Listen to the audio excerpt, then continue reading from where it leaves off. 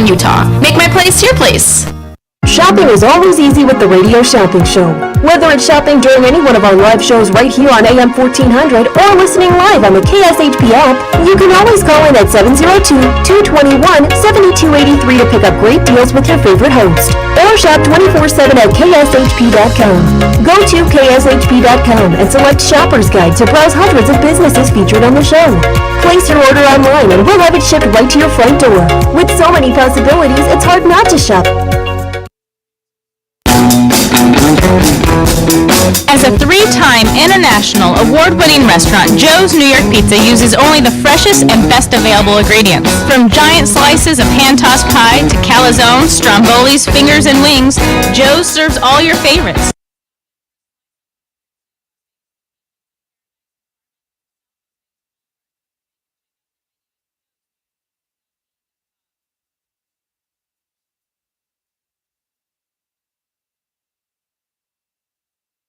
Vacation or just passing through, St. George Inn & Suites will meet your specific needs. It's conveniently located near restaurants, shopping, and movie theaters. St. George Inn & Suites offers a variety of room types, 2 fabulous pools and jacuzzis, a fitness center, a free full hot buffet breakfast, and laundry facilities. To make your booking, call 435-673-6661 or book online at stgeorgeinnhotel.com. You need to stop in Southern Utah? Make that stop at St. George Inn & Suites.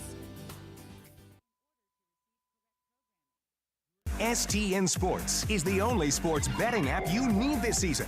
STN Sports has it all. In-play betting, mobile parlay cards, the Play Plus card to fund and withdraw from anywhere in Nevada, and the latest lines on every game. STN Sports even lets you earn rewards on every bet. Safe and easy betting from your phone or tablet. Go to stationcasinosports.com or sign up at any Station Casino, Fiesta Wildfire, or the El Cortez. Details at the sportsbooks. A great time! Your entertainment destination, the South Point, invites you to experience the ultimate great time under one roof. Bowling, dancing, a live show, a movie, delicious dining, and one of South Point's 11 restaurants. So much to see, so much to do. You won't know where to start first. This week, make it a South Point week and discover for yourself why the South Point is your entertainment destination for a great time.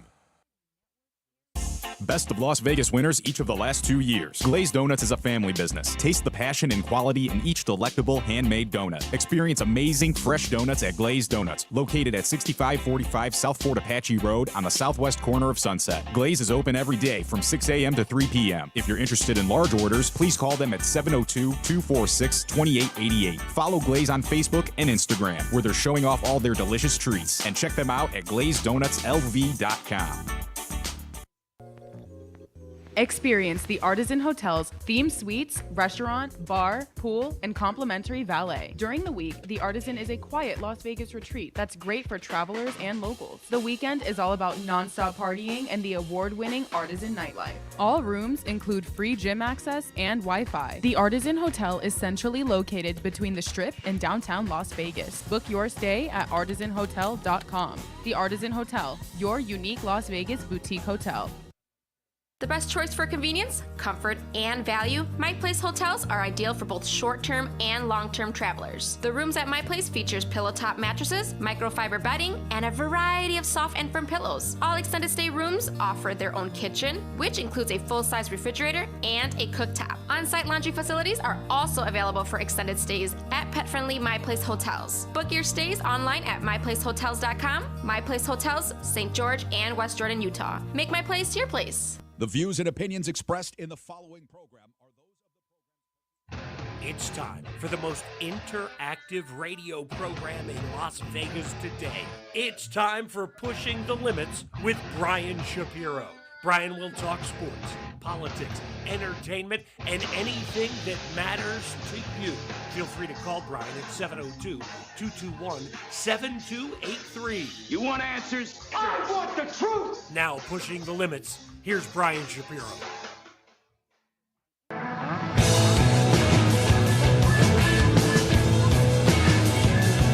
What's up, everybody? Happy Wednesday.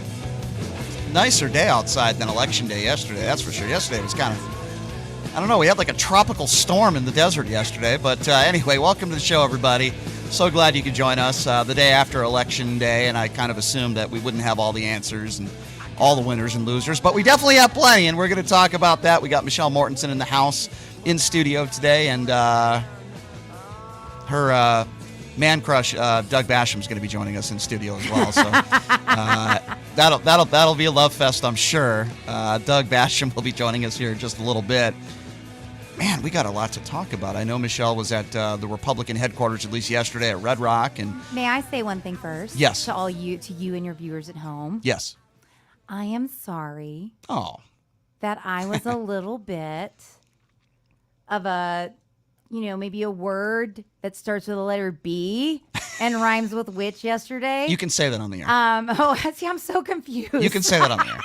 Sometimes I'm like, I don't know. Be fun to hear her allowed. say that, though. That's a soundbite. I think I was a little bit of a bitch to you, and I apologize for that. Well, I appreciate that. And Thank I just you. want to say that I was like, I think you guys know, just because we know each other personally, like sometimes Yes. I think you and I are like brother and sister. And so sometimes we fight like brother and sister, and sometimes we're we're low blow. Well, I appreciate that. And I just want you to know I was really stressed out, and I think I just probably shouldn't have done it. And so to your listeners at home and to your one Twitter follower who hates me with like a passion, his name's Q, which I don't understand. I just wanted to say that because you are a good dude, and I'm sorry for being a bitch. Well, that's very nice of you to say that. I appreciate that. I don't think you got to that level. Well, thank you for saying that, but I think I am sad. You just said a few things that weren't true, and we all have our days. And so we were fighting like brother and sister. It's all good. It was just low blow, and I'm sorry. Well, next time I'll wear protective gear. But I appreciate. Aww. That's nice of you to say that. I appreciate that, and I always love having you in and having a good debate discussion, and I'm sure today will be no different. We all have our days, and I do appreciate you saying that. So, Michelle, we got a lot to talk about, and should we start national or local? What do you think? I'll let you decide. I'd rather start local. Okay, let's do it. Fair enough. All right, so I said from the beginning that, and I've said this, even though I predicted Sisolak would probably win, I said it would be close. Yeah. We don't know yet. What we do know is that Lombardo is up a few percentage points, which, by the way, doesn't mean a lot at this point because they haven't counted all the mail-in ballots. Right. So I think you agree with me that this is going to come out of the wire. Here's what I'll say about Lombardo. He is not a right-wing extremist, and I think that is part of the reason why he's doing well. If he is the governor, the sky is not going to fall, in my opinion, even though I voted for Sisolak, even though I don't like Lombardo personally. I do not believe the sky is going to fall. So I will say that right there. Even though I don't like him, I don't support him, I didn't vote for him. He's not a Jim Marchant. He's not an Adam Laxalt. He's not a Kerry Lake. And I think the state will be okay. But again, we don't know. Adam Laxalt is a very tight race with Catherine Cortez Masto. And this was the one race that I was concerned about because I really don't like Adam Laxalt at all. I think Masto is a nice person. She's done a decent job. This is also very, very close and too close to call.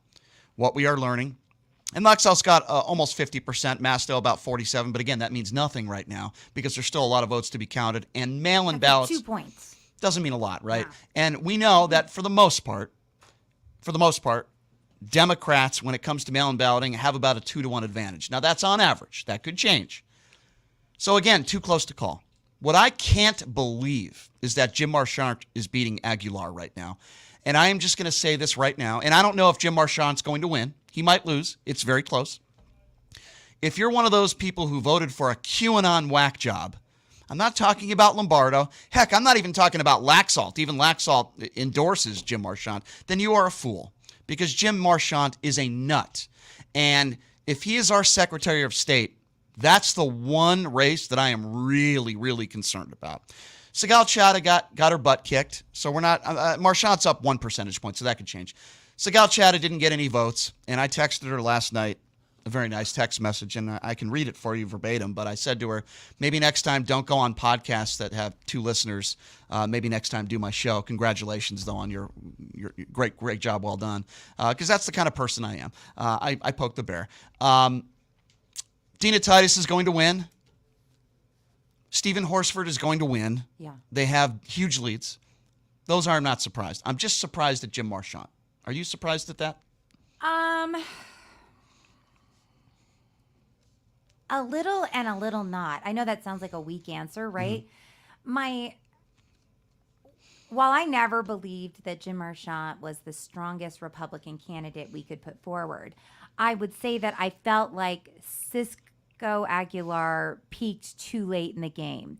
He got commercials in too late in the game. He didn't do much to build up his name ID. He was not a known entity in Nevada. Right. And I guess, that was also my concern with the Fiore-Conine race, is that at the end of the day, sometimes name ID trumps all. And I would argue that Marchant and Fiore had better name ID than Conine or Aguilar. Mm-hmm. And I think at the end of the day, that ultimately hurt. And just so you know, because it looks like the Joe Gloria press conference happened, so just reading from Ralston. Yeah. Mail to be tabulated today is drop-off boxes from Monday and Tuesday's USPS pickup.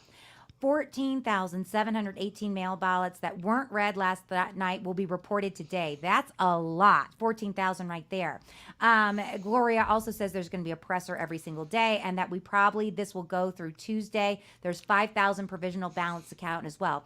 I guess what I would say is I don't think it is too soon for any Republicans to say Laxalt's got this, because history would say we've got 50 to 100,000 mail ballots in there. Right. Those are probably all Democrat ballots. It's Not all, but a good not- majority. chunk. Yeah. This is going to be majority Clark County mail, and I would say it's probably not looking as great for Adam Laxalt. So you think Mastel, with that information, will probably win? I do believe that Mastel will pull Okay. this off. I could be wrong, and I don't know. I would say I would gladly admit might it. be right. I don't have a problem admitting. No, but when what I'm you're wrong. saying makes sense when Yeah. it comes to mail-in ballots. So you'd probably say the same then with the Jim Marchant race, right?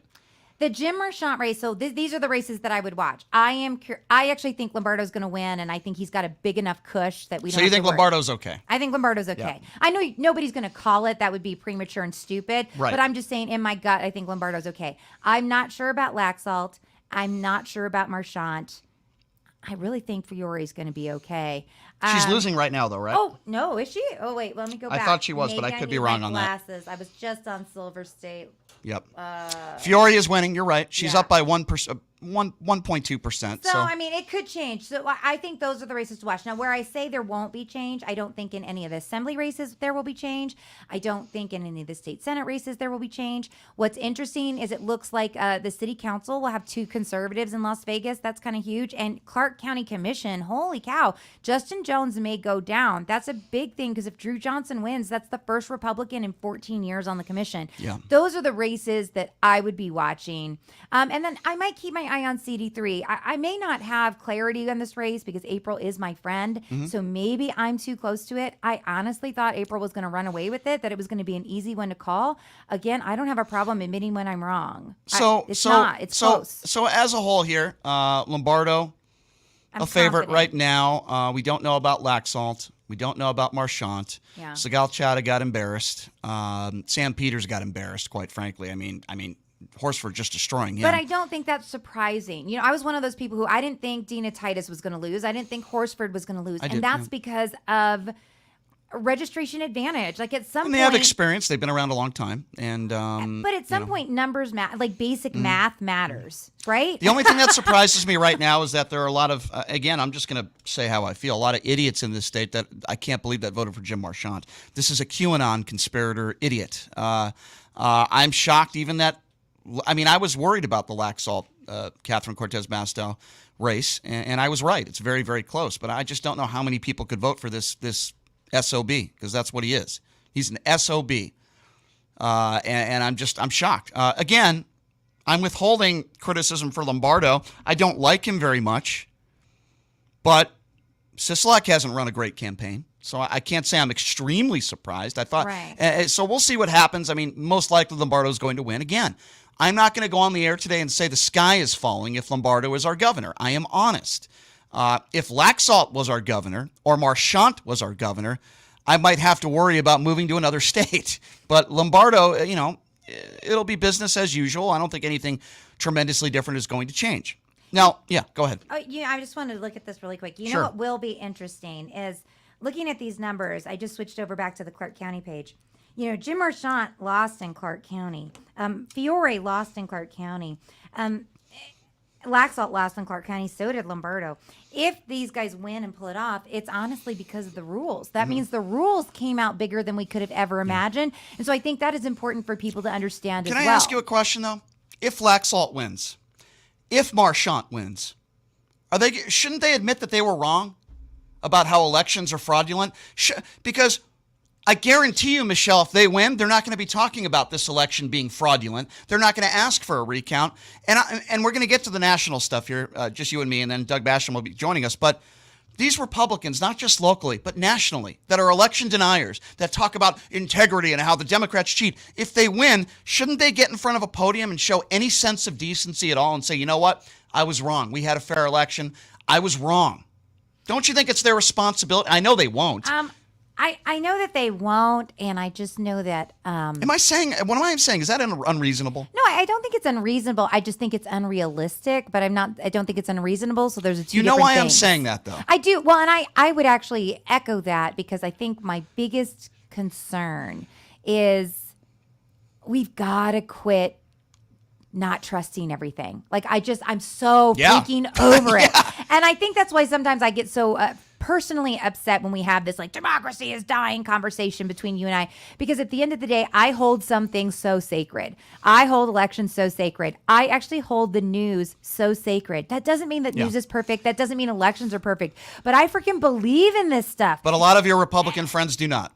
That's fine and that's fair, but I do. And you're not, but okay, understood. But Michelle, when I say our democracy is at stake, I'm not talking about people like you. I'm not talking about, and this is now the conversation nationally, and we talked about this a little bit off the air.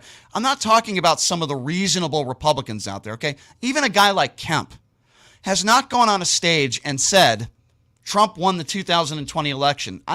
We need election integrity. These elections are fraudulent. Now, I don't like Kemp, but he was probably the better candidate. I would have voted for Stacey Abrams because I don't like some of Kemp's policies, but he's not an election denier. And guess what? He won yesterday. And the reasonable Republicans, there were a few nut jobs, but the reasonable Republicans, most of them, did pretty well yesterday. To me, this election, and I don't know why I'm doing the Donald Trump thing with my hand. I'm going to stop doing that. To me, this election is a referendum, and I said this on social media. It's a referendum as a whole on the right-wing election deniers. Let's be honest. Republicans, there was no red wave like everybody was talking about. In some states, Republicans did well, but this was not a red wave. I would agree with you. And you know, I was trying to think about this a lot last night because so many people came up to me afterward and they said, you know, Michelle, you were actually right in the beginning because I was the one who was like, no, 22 is not going to be a good year to run. It's not going to be a good year for Republicans. And they were like, you were right. So what changed your mind? And I said, you know, I've been thinking about this too. And I honestly think some conservative media really did influenced me, and it made me believe something that I knew wasn't true. Yeah. I think in my heart, I knew Lee Zeldin wasn't going to right-wing media is influencing people? I'm shocked to hear that. Newsmax, OAN, Fox News. I mean, I'm shocked to hear that Tucker Carlson influences some people in believing things that aren't true. See, this is what frustrates me about you sometimes, because you just say that. Well, because it's funny. It's like true. But it's like you're saying it about me. No, I'm saying it in general terms. So I think that's why sometimes I fight with you, because I'm like, no, you freaking know that. But Michelle, hear me out on this, okay? Hear me out on this, okay? I've been saying that Katie Hobbs in Arizona, the run for governor against Kari Lake, Hobbs not a very good candidate, right? And I'm like, oh boy, Kari Lake's probably going to win in a landslide. Now, I hate everything Kari Lake stands for. I really do. She's an election denier. She's just a blatant liar and bad person as far as I'm concerned. They are neck and neck right now, and we are talking about Arizona. And the reason why they are neck and neck is not because Katie Hobbs is this wonderful candidate. Heck, she wouldn't even debate Kari Lake. That's cowardly. I agree with Kari Lake on that, by the way. That's cowardly. You need to debate the person you're running against. The reason why they are close is I believe a lot of good people in Arizona are sick and tired of the rhetoric and the lies. And when you look at Fetterman, okay, I was listening to, for about 2 minutes, another radio station in town, a conservative radio station that is, I don't even want to talk about the station. Stop cheating on us. There's a guy who does a sports handicapping show on this station. And he knows nothing about politics. He has no business doing a political show or anything. And he goes on the air and he says, Michelle, if you voted for Steve Fetterman, then you have mental problems. Steve Fetterman. Or I'm sorry, did I say Steve Fetterman? I'm sorry. Oh, I thought he maybe was doing it as a joke. No. I'm sorry. I didn't. John Fetterman. John Fetterman. Steve Futterman is a guy I used to work with at CBS Radio. Sorry about that. John Fetterman. And I'm thinking to myself, why? Because the man had a stroke. He stutters a little bit. Verbally, he struggles. His brain is still working fine with a sense of understanding the issues. And I'm thinking to myself, if you feel that way, that you're mentally ill if you vote for Fetterman, then what are your thoughts on Herschel Walker? It's so ridiculous and asinine to make a statement like that. And by the way, I give Dr. Oz some credit because Dr. Oz conceded this morning. He called Fetterman. He put out a statement saying, I wish him and his family the best, because that is some level of decency, and I gained a little bit of respect for him. It's sad that I have to say this, but he did that this morning. Even though the election isn't completely over, Fetterman won. Oz did the right thing. And most people in this country can't relate to Dr. Oz. I'm not talking about politics. I'm just saying he's a billionaire. He obviously doesn't go to the supermarket. He didn't do himself any favors with that supermarket video. And here's a guy who had a stroke. But it doesn't mean he still can't hold office. It's just like anybody, like, for example, if you're deaf, does that mean you can't hold office? His mind still works okay. It's just verbally he struggles a little bit. I feel for the man. And he won yesterday. And by the way, I made a wager on him yesterday on an offshore account. I guess that's illegal. I bet on Fetterman, and I bet on Warnock. Warnock and Herschel Walker are going to be in a runoff, as you know. Very close ways. And I think Warnock will win. I do as well, even though history tells us with runoffs, Republicans have an advantage. But I do agree with you on that. I think that Warnock probably will. And listen, I look at some of these other races, and Lauren Boebert comes to mind. Here is just, if I'm a Republican, I am happy. If I am McCarthy, deep down inside, he would never say this publicly, you got to be happy that she's out of this race, because even though Marjorie Taylor Greene won, the Marjorie Taylor Greenes and the Lauren Boeberts are not helping your party. Lauren Boebert is going to lose in Colorado, I believe. She's down several percentage points. She's going to lose. And the reason why she's going to lose is not even necessarily because of her policy opinions. It's because she is a nut. She's Carrie Lake times 5. She's a nut. And, you know, I was thinking about this quite a bit last night, and I think I formulated my opinion early today. I think too many Republicans have this desire to be a caricature of Donald Trump. I agree. And they're not genuine and they're not real.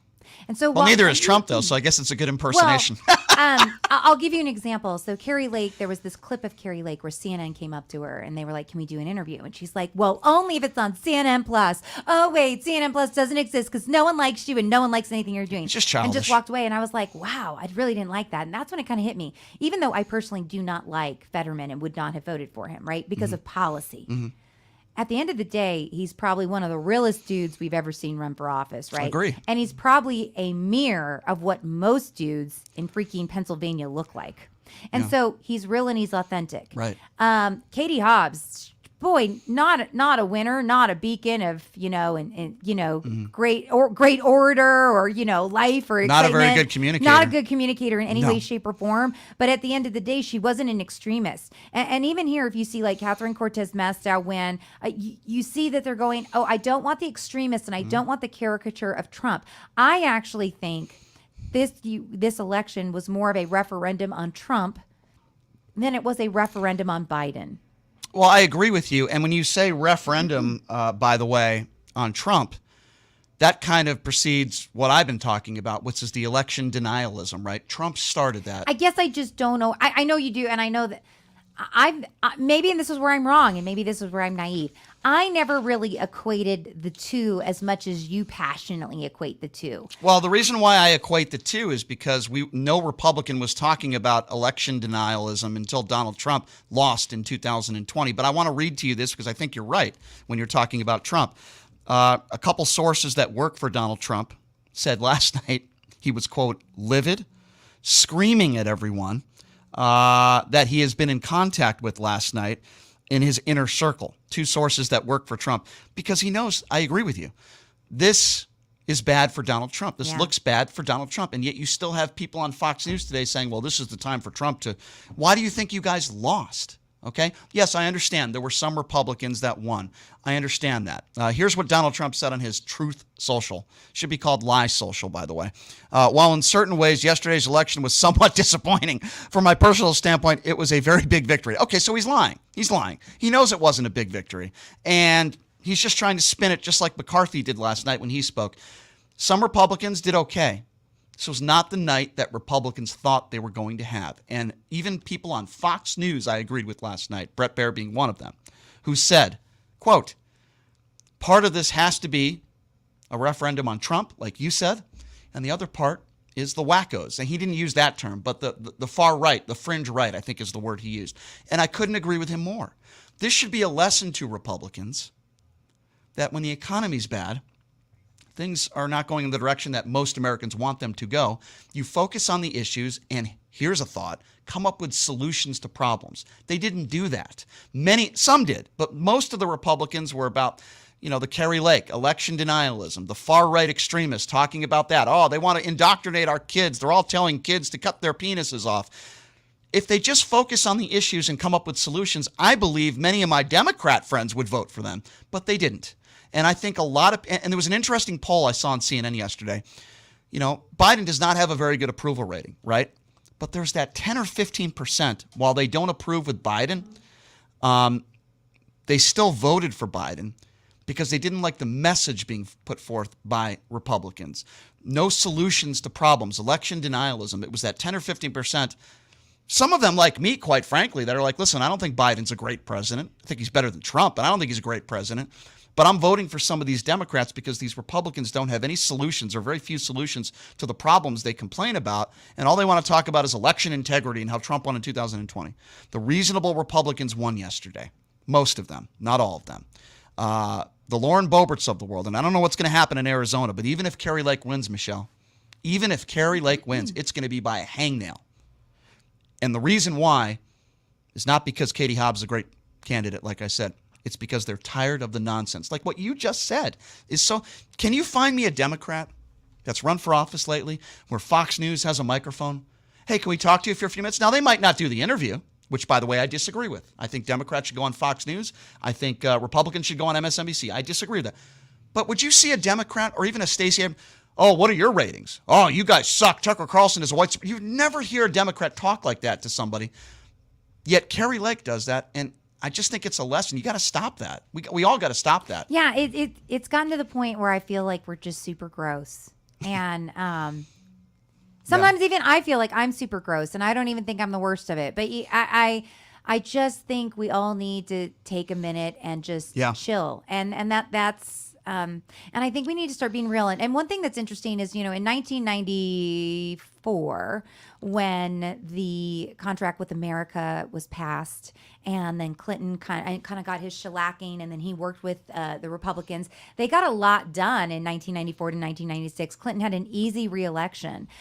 Where I think the Republicans missed the mark here is they came out with their commitment to America, which once again, it wasn't something new. It was let's repackage what Newt Gingrich did 30 years ago and pretend that it's new. And it didn't have any solutions or answers. And one of the things that I often said, I don't think that the Republicans are going to be able to deliver the real change that they claim they want to change because they haven't put forth any solutions. And a lot of these problems are hard to solve. And even if they had the solution, like I think one of the solutions for gas prices, and I don't want to get in a fight with gas prices about you, so I'm just saying this and then let's just drop it, okay? Because I don't have it in with me to fight with you about gas prices today.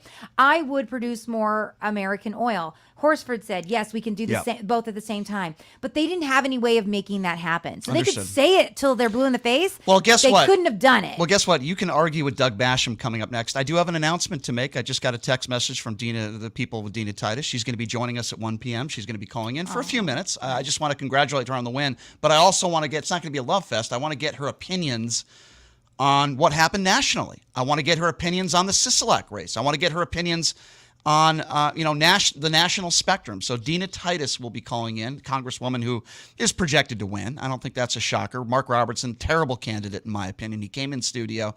I respect his service to this country, but not Not a good candidate. But anyway, congratulations to Dita Titus. She's going to be joining us at the top of the hour. Doug Basham's going to be joining us next. I'll let him go a few rounds. We'll see if there's any low blows with Michelle Martinson. So we'll take a quick break. Dina Titus joining us at 1. Doug Basham joining us next. Take a quick break. Be back right after this. You're listening to Pushing the Limits right here on KSHP. Hey, everybody. Are you struggling to find a pizza place that reminds you of Brooklyn? That true blue New York style pie? Well, worry no more. Stallone's Italian Eatery Pizza is a knockout. We're located at 467 East Silverado Ranch Boulevard, just off of Premier Road, half a mile east of South Point Casino, just minutes from the Las Vegas Strip. Come by and grab a slice of pie. Plus, check out our Brooklyn-inspired Italian cuisine. Our sandwiches are super. Hero, that is. Because why be a sub when you can be a hero? Stallone's Italian Eatery is here to serve you phenomenal food, Vegas. Forget about it. Shopping is always easy with the Radio Shopping Show. Whether it's shopping during any one of our live shows right here on AM 1400 or listening live on the KSHP app, you can always call in at 702-221-7283 to pick up great deals with your favorite host. Or shop 24/7 at KSHP.com. Go to KSHP.com and select Shopper's Guide to browse hundreds of businesses featured on the show. Place your order online and we'll have it shipped right to your front door. With so many possibilities, it's hard not to shop. As a 3-time international award-winning restaurant, Joe's New York Pizza uses only the freshest and best available ingredients. From giant slices of hand-tossed pie to calzones, strombolis, fingers, and wings, Joe's serves all your favorites. Stop in for a slice at one of their 2 Las Vegas locations at Paradise and Harmon or South Las Vegas Boulevard, or you can check out their menu at joesnewyorkpizzalv.com.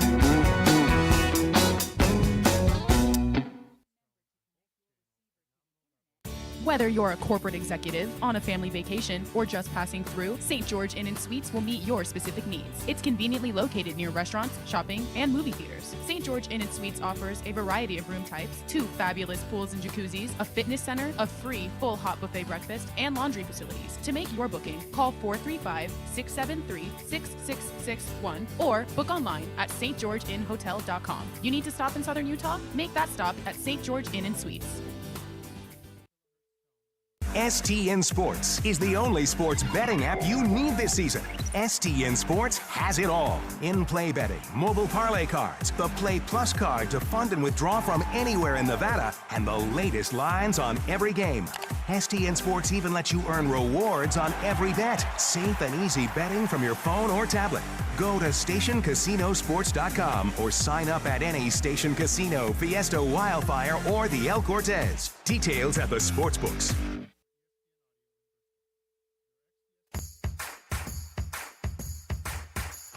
Look, it's impossible for the average person to find a great attorney out there. There's so much misinformation. Now, let me introduce you to former Chief Deputy District Attorney Thomas Moskal. He was Las Vegas's top DUI prosecutor for years. He prosecuted the most high-profile DUI cases in Clark County. No one knows more about DUI law in Nevada. Just Google it. If you get charged with DUI, whether it's a misdemeanor or even more importantly a felony, you need Thomas Moskal representing you. His relationships with the prosecutors and judges and his knowledge of DUI law to work for you. So give him a call now or text him at 702-848-5555. It's your life and liberty that's at stake. Don't wait. Call now. That number again, 702-848-5555. A great time! Your entertainment destination, the South Point, invites you to experience the ultimate great time under one roof. Bowling, dancing, a live show, a movie, delicious dining, and one of South Point's 11 restaurants. So much to see, so much to do. You won't know where to start first.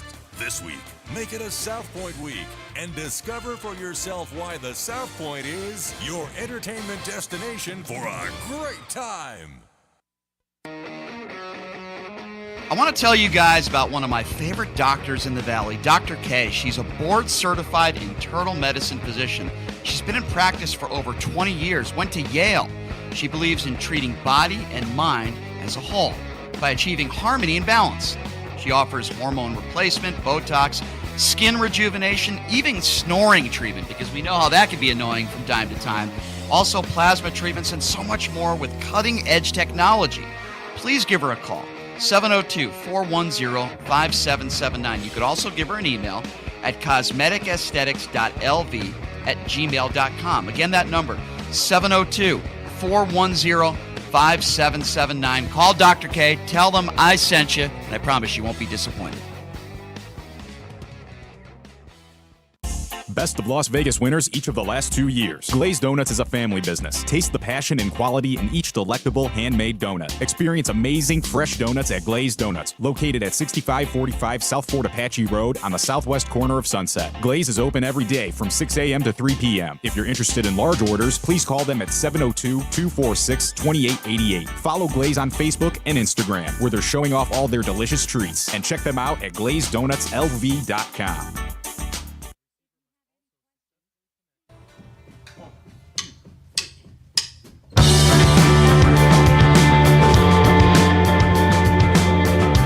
All right, welcome back. It's Pushing the Limits, and it is a Wednesday, the day after Election Day. Still a lot of votes to be counted. One of my friends went over to Sahara West Urgent Primary Care yesterday. They took care of him, and I know they'll take care of you. 6125 West Sahara Avenue. No appointment needed. To give them a call, 702-248-0554. You can also visit them online at SaharaWestUrgentCare.com. In and out of there in 20 minutes. Check them out, Sahara West Urgent and Primary Care. We got Doug Basham in studio, a liberal talk show host, joining me. And, of course, Michelle here as well, the 8-time Emmy winner. I am Mr. Brian Shapiro. I've been called worse. Doug, thank you for being here. You and Michelle can go a couple rounds, but I wanted to ask you first, as I asked Michelle the same question, your thoughts as a whole on election night last night. Well, the most shocking thing to me about the whole evening was Sean Patrick Maloney's loss in New York. Yeah. He was the head of the DCCC, the Democratic Congressional Campaign Committee, and he did a good job. And yet he lost his own seat. Yeah. I mean, maybe he spent too much time on the other House races and not enough on his own. But to me, that was a shock. And as you guys discussed, the red wave didn't happen. It was more like a red toxic sludge. A sprinkle at best. So we'll get to the national stuff. I agree with you, your assessment there. I am shocked right now that Jim Marchant is winning in his race. Now, he still might lose. It's about 1%, so anything could happen. Jim Marchant once, talked about QAnon. He continues to talk about QAnon conspiracy theories. He said once, quote, recently, your vote hasn't counted for decades. You haven't elected anybody. The people that are in office have been selected. This is the guy who could be our Secretary of State. How can you vote for this idiot? How can you vote for this moron? How are people voting for Jim Marchant? I know Michelle's not going to answer the question. I don't know if she voted for Jim Marchant or not. I believe. I know I didn't. I know that. I've been making the statement, and it's a really harsh one, that in the era of Trump, you have to decide if you are a partisan or a patriot. Because in the era of Trump, you can't be both. And voting for people like Jim Marchant and the things he says, that is not patriotic. That is not American. That is anti-American. Explain to Doug, Michelle, why you believe that this election cycle and these election deniers are not a threat to democracy. And then, Doug, I want you to respond. Go ahead, Michelle. I guess I just so passionately believe in democracy, and I believe that democracy, we're a republic, by the way, we're not a democracy, but we have democratic elections, which means the people vote, and I just believe that is democracy. So there's nothing, now I would say, I was disgusted by what happened on January 6th. I was not happy with that. And I was one of the few people who said, y'all need to wake up. Mike Pence can't do this. This is wrong. This is bad. And if Jim Marchant is Secretary of State and all of a sudden he says I refuse to call this election for partisan reasons, I would be furious and grossed out as well. Just as if, let's say a Republican wins in 2024, if Joe Biden was like, no, I'm going to make Kamala Harris make sure that we don't, I would be just as disgusted no matter who did it. So I don't believe democracy is dead. I believe that it's alive and well. It just personally I guess I take it as a personal attack when people say, I'm the problem. And I am not the problem. Yes, you are. Jeez Louise. Okay, so Doug. I'm kidding. You can tell by the look on my face. I was being facetious. So, Doug, just to preface it, and I want you to respond to what she said. Sure. I want to be clear in my opinions. I don't think democracy is dead now. And when I say democracy is at stake, I am not talking and calling out all the Republicans. What I am doing, Michelle, is I am calling out those that are either in office or trying to get into office that are election deniers. I'm not talking about people like you, and I'm not talking about Republicans that don't agree. What I am saying is the ones that are in office, the Jim Marchants, the Adam Laxalts of the world that refuse to admit that Donald Trump lost the 2020 election. Those are the people that I believe are a threat to our democracy. Okay, go ahead, Doug. Okay, well, first of all, just to clear something up, a republic is a form of democracy. Yes, just people get mad at you when you say democracy. Every election in this country is decided by the popular vote, except the presidency. So we are a democracy, just not a 100% pure democracy. Correct. Secondly, I've never said that democracy is dead. If that was the case, we wouldn't have had an election last night. Right. But I would say it is in grave danger because of the election deniers. Now, half of them lost, half of them won. And when I was filling in for Brian last week, our good friend JD called in and said he wasn't worried about democracy because we have so many checks and balances. And my point to him was, number one, they barely held in 2020. And number two, what a weak excuse to support Trump. Well, I don't care that he's trying to steal the election. We have checks and balances. No, the main point is you have a guy who's trying to destroy your democracy. How can you continue to support him and placate yourself by saying, well, we have checks and balances? Can I ask? But back in 2020, there was one election denier on the ballot, and that was Trump. This year, we have over 350. And so far, like almost 200 of them have won. That's a danger to democracy. A lot of them ran on the platform that they were going to overturn the election. Not this one, the 2020 one. I guess I just say that 2020 did show that democracy worked because the results were upheld and the feeble attempt to try to overturn an election didn't work. So to me, that was a minority of people and not the norm. And I just feel like yeah, but the minority of one was the president of the United States. That was unfortunate. Now he has a whole cadre of lemmings who are willing to go to the mat and say the same thing. So I would say it's in more danger now than it's ever been. I guess I just don't share the sentiment, but see, I do share the sentiment in that, like, we all agree that election denying is wrong. I guess I just don't share the sentiment that I believe democracy is at stake. The fact that we had a free and fair election yesterday proves to me that democracy is alive and well. The fact but that it ain't over yet. Can I just add one thing to what you just said? No. Yeah. If Kari Lake loses, if some of these other candidates lose, they will not agree with you. They will say it wasn't a free and fair election. And to me, that in essence alone, if they win, they're going to say everything was fine. If they lose, they're going to say it wasn't a free and fair election with zero widespread voter fraud evidence to back that up. To me, that in itself alone is an attack on our democracy. And if I can get psychological here, for which I have no qualifications whatsoever, less than zero, I would say your stance to say that democracy held and democracy is safe is kind of a safe space zone for you to have to be in order to keep supporting these people. Because I think you're better than these people, but by the same token, you're old school conservative. And you wish deep down, you wish your party was still that.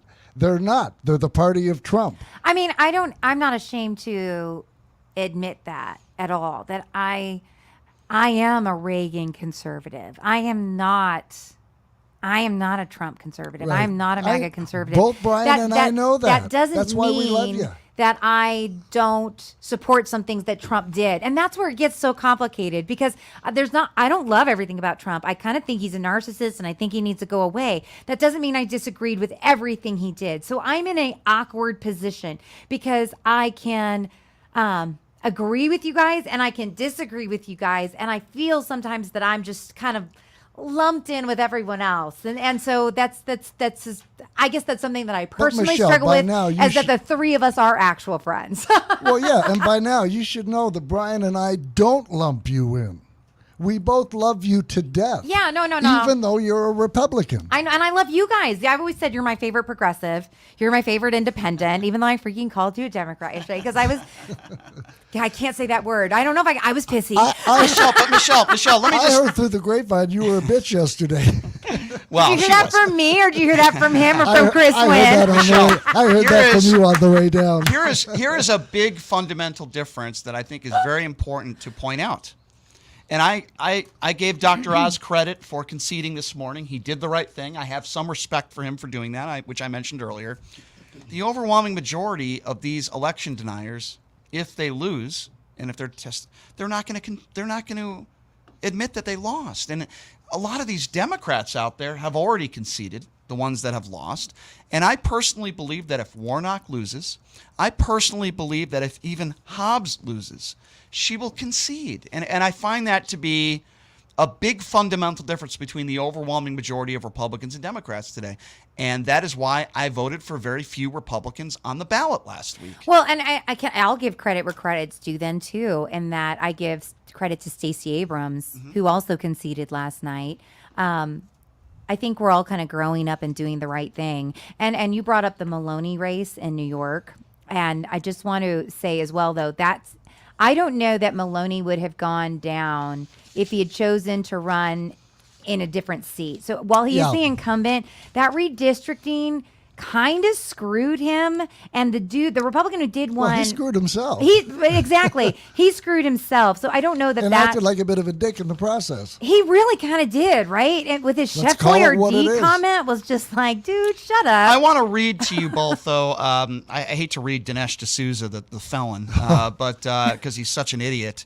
But he is a prominent name within the Republican Party. I think that says a lot about the Republican Party today. Anyway, here's what Dinesh D'Souza had to say about the elections last night. Very bad midterm results for Republicans. Yes, we'll get the House, which should help us hog-tie Biden's agenda for the rest of the term. But the Senate? Who knows? GOP did so much worse than we should have, given the wreckage of Biden's policies. I hate to say this, but I'm actually in agreement with Dinesh D'Souza. He is right. Imagine if the economy, to an extent, imagine if the economy was great. And by the way, I'm not blaming all the problems with our economy on Joe Biden. I'm just saying, hypothetically speaking, imagine if gas prices were $2 a gallon now. Imagine if there was no inflation. Republicans would have gotten slaughtered. So by that sentiment, I agree with Dinesh D'Souza. He's right. By the way, I agree with something you said. I heard as I was driving down that this election was more of a referendum on Trump than Biden. Perfect example, Georgia.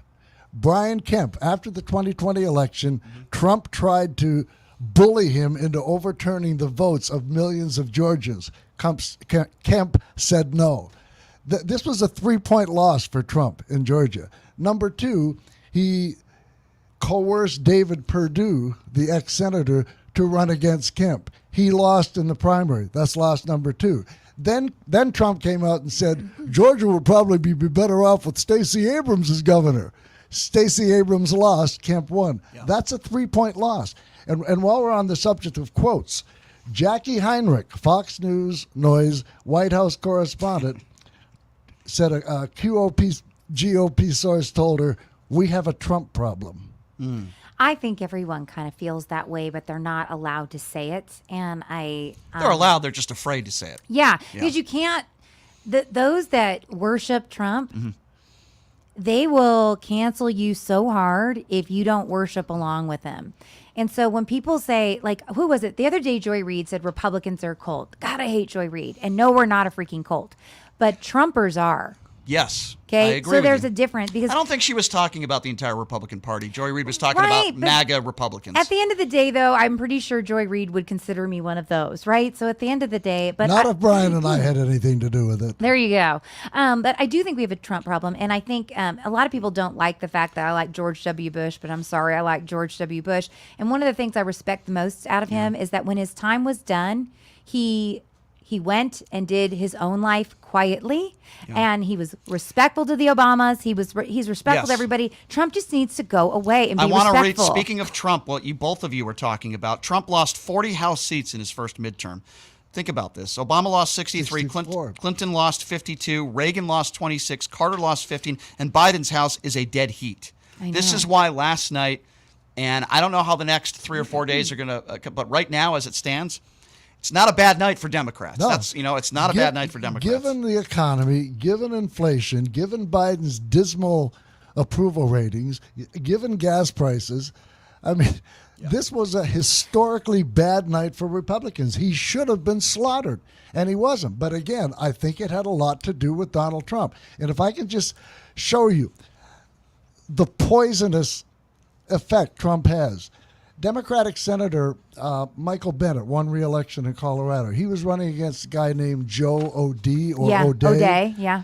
Trump slammed O'Dea and told people not to vote for him. After O'Dea lost last night, Trump truthed on Truth Social, Joe O'Dea lost big, make America great again. He was cheering the fact that his party, that he is the face of, just lost a Senate seat. Ken, I know he cares about nothing but himself. We all don't agree on a lot of things. Like, I know y'all hate DeSantis and I love him, but can we at least agree on this?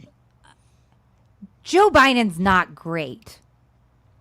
I would rather have President Bernie Sanders right now because I can listen to Bernie Sanders and he has volume and he has charisma and he has things. But Joe Biden's kind of blah. Michelle, let me respond to that. I haven't heard one Democrat in office describe Joe Biden as great. I have heard thousands of Republicans, both in office, call Trump great. That wasn't kind of where I was going. Right, but I agree with you. Listen, we both, and maybe me, listen, Doug is a diehard liberal, right? I'm an independent. Joe Biden wasn't my first, second, or third pick. He is not a great president, but you know what I will say about him? He has great empathy towards people. I respect him as a human being. And not only that, Brian, he's actually gotten a lot done. This was an historic first 2 years for a president. But Biden's problem is he's lost his fastball. His get up and go got up and went. Yeah, he's just so hard to listen to. He's old. And I mean, I made this point the other day. Donald Trump used the bully pulpit, and the American presidency is the loudest megaphone on the planet. But Donald Trump used it every single day to lie. Correct. Now we have a president who won't use it every single day to tell the truth. But you know what? Here's a moment that I had yesterday personally that I felt a little tingly. I was happy and maybe a little emotional in the fact Tingle up the leg? Wasn't that, but I feel for this guy Fetterman. He's been through hell.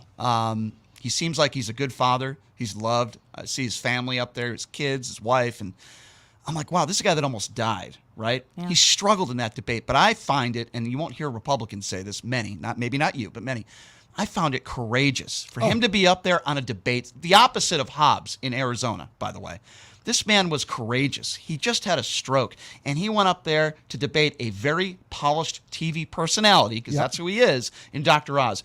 And I believe, in my personal opinion, if he didn't do that, he probably would have lost. And I think a lot of people like myself over there in Pennsylvania said, that took guts.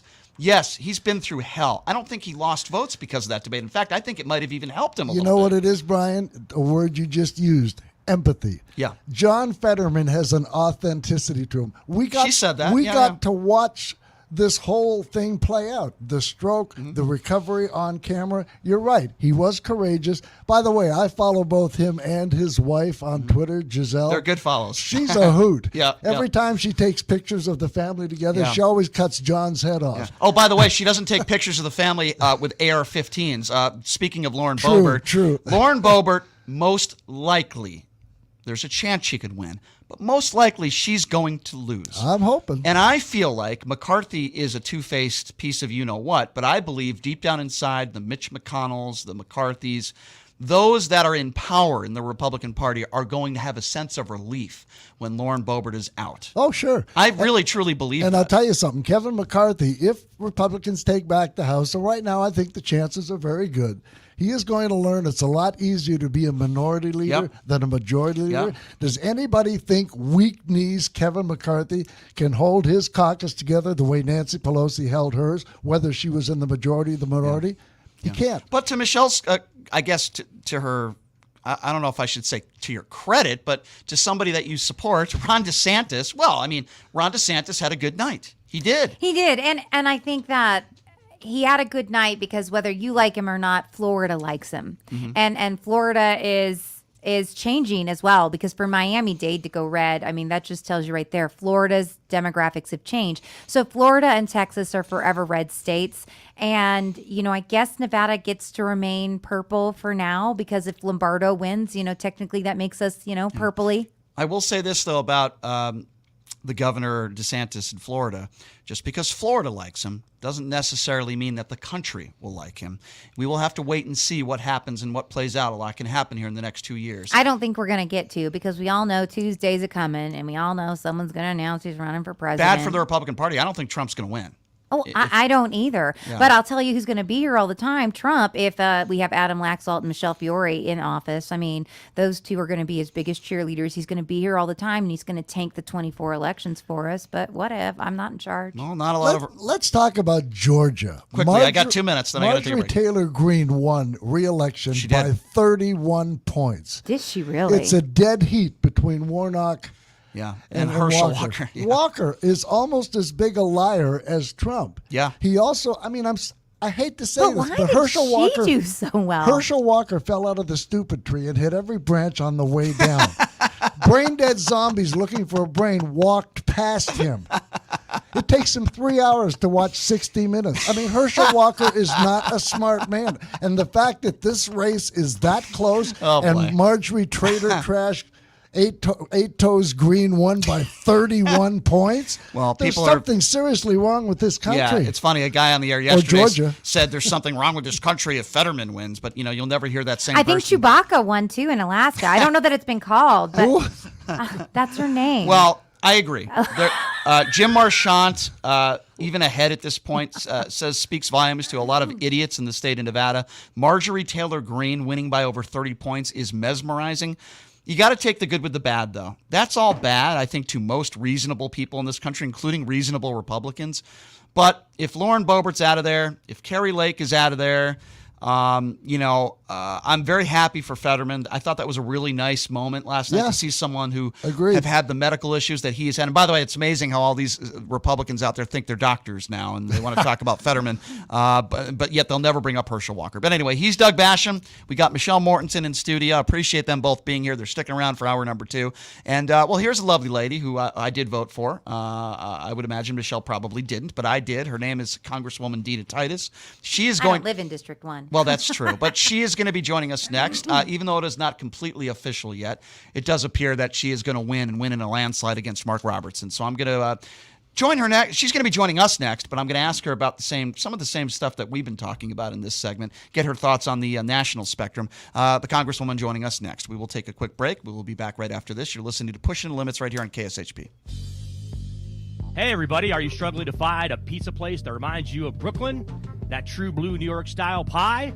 Well, worry no more. Stallone's Italian Eatery Pizza is a knockout. We're located at 467 East Silverado Ranch Boulevard, just off of Premier Road, half a mile east of South Point Casino, just minutes from the Las Vegas Strip. Come by and grab a slice of pie. Plus, check out our Brooklyn-inspired Italian cuisine. Our sandwiches are super. Hero, that is. Because why be a sub when you can be a hero? Stallone's Italian Eatery is here to serve you phenomenal food, Vegas. Forget about it.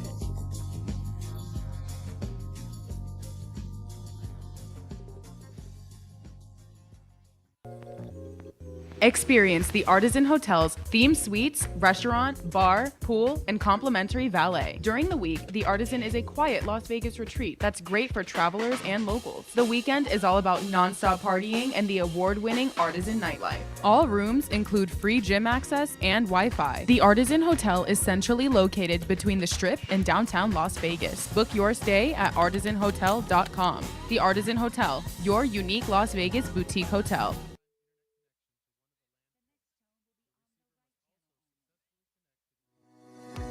Hey everybody, it's Brian Shapiro from Pushing the Limits. I want to tell you guys about Sahara West Urgent Care and Wellness. They're conveniently located on the southwest corner of Sahara and Jones. They're open Monday through Friday, 9 a.m. to 9 p.m. and Saturday, 9 a.m. to 5 p.m. At Sahara West Urgent Care, they'll take care of all your healthcare needs. They offer routine services such as physicals, STD testing, car accident treatment, and work injuries. You name it, they do it. They have on-site x-ray, EKG, ultrasound, and labs. They treat chronic conditions such as asthma, blood pressure, diabetes, and more. They also offer general wellness exams and treatments such as testosterone enhancement and cancer screening. They're located on Sahara, 6125 West Sahara Avenue. Their number is 702-248-0554. And the best part, they accept most major insurances and affordable cash pay prices, office visits starting at just $95. And I'm also a client. So please give them a call, 702-248-0554.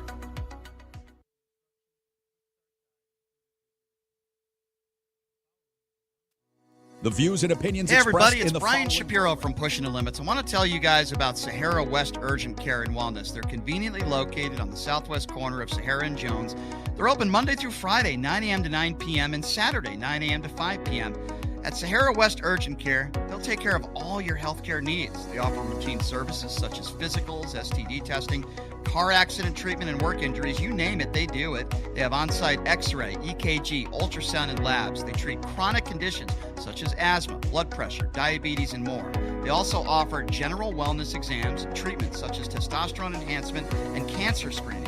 They're located on Sahara, 6125 West Sahara Avenue. Their number is 702-248-0554. And the best part, they accept most major insurances and affordable cash pay prices, office visits starting at just $95. And I'm also a client. So please give them a call, 702-248-0554. Look, it's impossible for the average a great attorney out there. There's so much misinformation. Now, let me introduce you to former Chief Deputy District Attorney Thomas Moskal. He was Las Vegas's top DUI prosecutor for years. He prosecuted the most high-profile DUI cases in Clark County. No one knows more about DUI law in Nevada. Just Google it. If you get charged with DUI, whether it's a misdemeanor or even more importantly, a felony, you need Thomas Moskal representing you. His relationships with the prosecutors and judges and his knowledge of DUI law to work for you. So give him a call now or text him at 702-848-5555. It's your life and liberty that's at stake. Don't wait. Call now. That number again, 702-848-5555.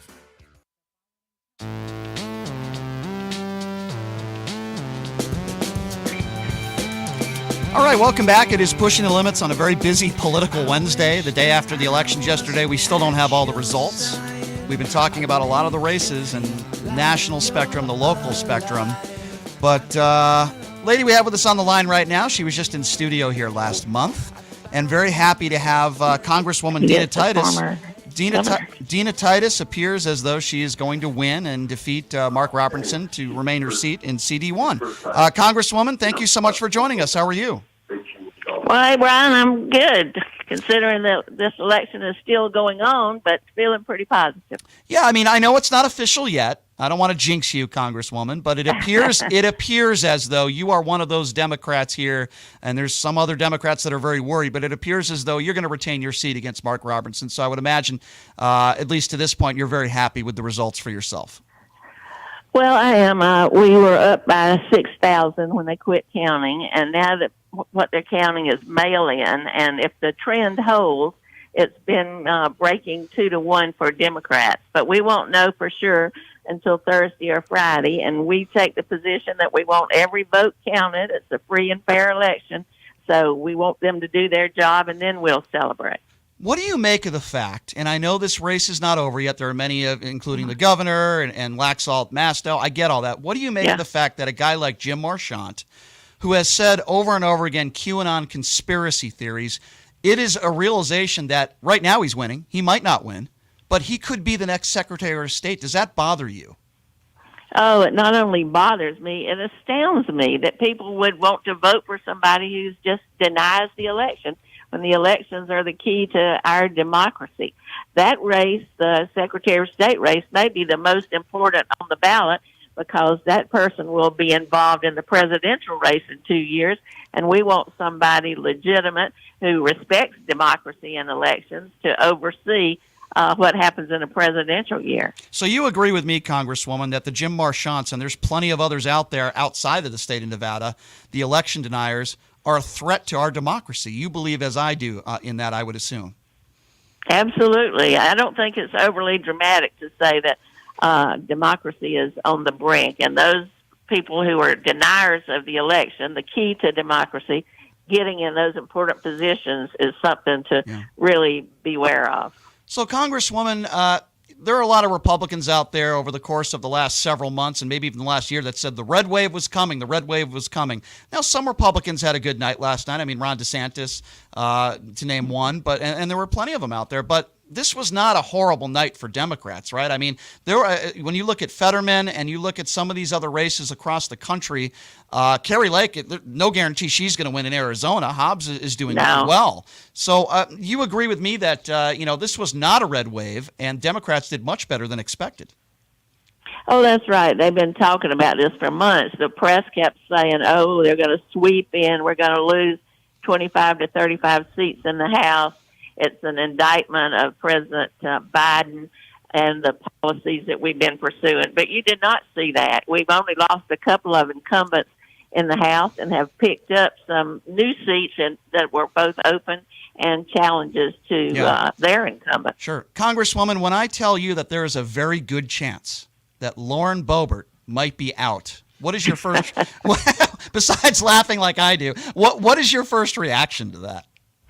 Well, relief, and glad that people in Colorado can see her for what she is. Don't forget, she's the one who wanted to bring the guns on the floor of the House and has just been nothing but a disruptor since she got there. Yeah, no question about that. If you're just joining us, Congresswoman Dina Titus, CD1, it certainly appears as though she's going to retain her seat. Her opponent, Mark Robertson, did not perform well. So, Congresswoman, what I heard even on Fox News yesterday when it came to Republicans, they said, basically this is a referendum why Republicans didn't do as well as they thought they were going to do. One of them was Donald Trump, and the other one was, quite frankly, abortion. I mean, I heard that, when you poll a lot of people throughout this country, the economy's number one, but abortion is number two. I think they shot themselves in the foot with this abortion nonsense, this pro-life nonsense. Do you agree with that? I do, and it's not just political for them, but it's kind of a slippery slope. Today, abortion, and tomorrow, other kinds of rights will be struck down. Mm-hmm. So everybody thought that maybe abortion had waned as an issue because the decision came down several months ago. Yep. But that was certainly not the case. Look at not only were pro-abortion or pro-choice candidates elected, but the referenda in 2 states passed to put it in their constitutions. Mm-hmm. So I don't know if Adam Laxalt's going to win or not. I don't think anybody knows this for sure. I mean, Masto could certainly win. A lot of people are saying Joe Lombardo's looking pretty good, and at this point, Steve Sisolak is a long shot. If Joe Lombardo is our next governor, and I know that's still an if, but if it is, can you give me your thoughts on that? I know Lombardo's not an election denier. I know he's not one of those people on the alt-right like a Lauren Boebert. But if Joe Lombardo is our next governor, what are your thoughts on that? And do you believe that he will be able to work with Democrats? Democrats will be able to work with him? Well, I certainly hope so, and that's what the public wants, is us to just solve problems and get something done. But I'm not conceding that he is going to win. And, one thing is that he's kind of been all over the map as he's answered questions about abortion and the election. So this will let us see where he really stands. Yeah, no question. All right, this will be my last question for you. Okay. And I appreciate your time on a very busy day, Congresswoman, as always, when you come on the show. My pleasure. It's very appreciative. Listen, the voters have spoken. Again, I know it's not official yet, but it certainly looks like you're going to win. Stephen Horsford's going to win. Some Democrats in this state had a very good showing, and listen, there's still some that are still up in the air. What would you like to say to the voters? I want to know, what would Congressman Dina Titus like to say to the voters of Nevada and the overwhelming majority that appears as though voted for you over Mark Robertson? Well, I'm glad you asked that because I didn't get to give a speech last night since it's not finalized. But the first thing I was going to do was to thank the voters for their trust in me. Trust me to be a fighter for them. Trust me to be their voice in Washington. Trust me to provide the best constituent service, I think, of any office for when they might need help. So I appreciate them recognizing that, and they can count on me to continue to do so. Well, Congresswoman, I'm happy to say I was one of them. I certainly voted for you. I'm very happy for you. You're a super nice lady, and you've done a good job, and I know you're going to continue to work hard for us, and look forward to talking with you again, and congratulations, and we'll talk soon, okay? Thank you for your time. Well, thank you so much. If you have a problem as my constituent, you can always call me. Well, I appreciate that. If you could tell me how I can grow hair on the top of my head, maybe I'll ask that. Congresswoman, well, let me say you look good in the hat. Oh, well, that's nice of you to say. I appreciate that. Congresswoman, thank you so much. As always, appreciate you. Talk to you soon. All right. Thank you.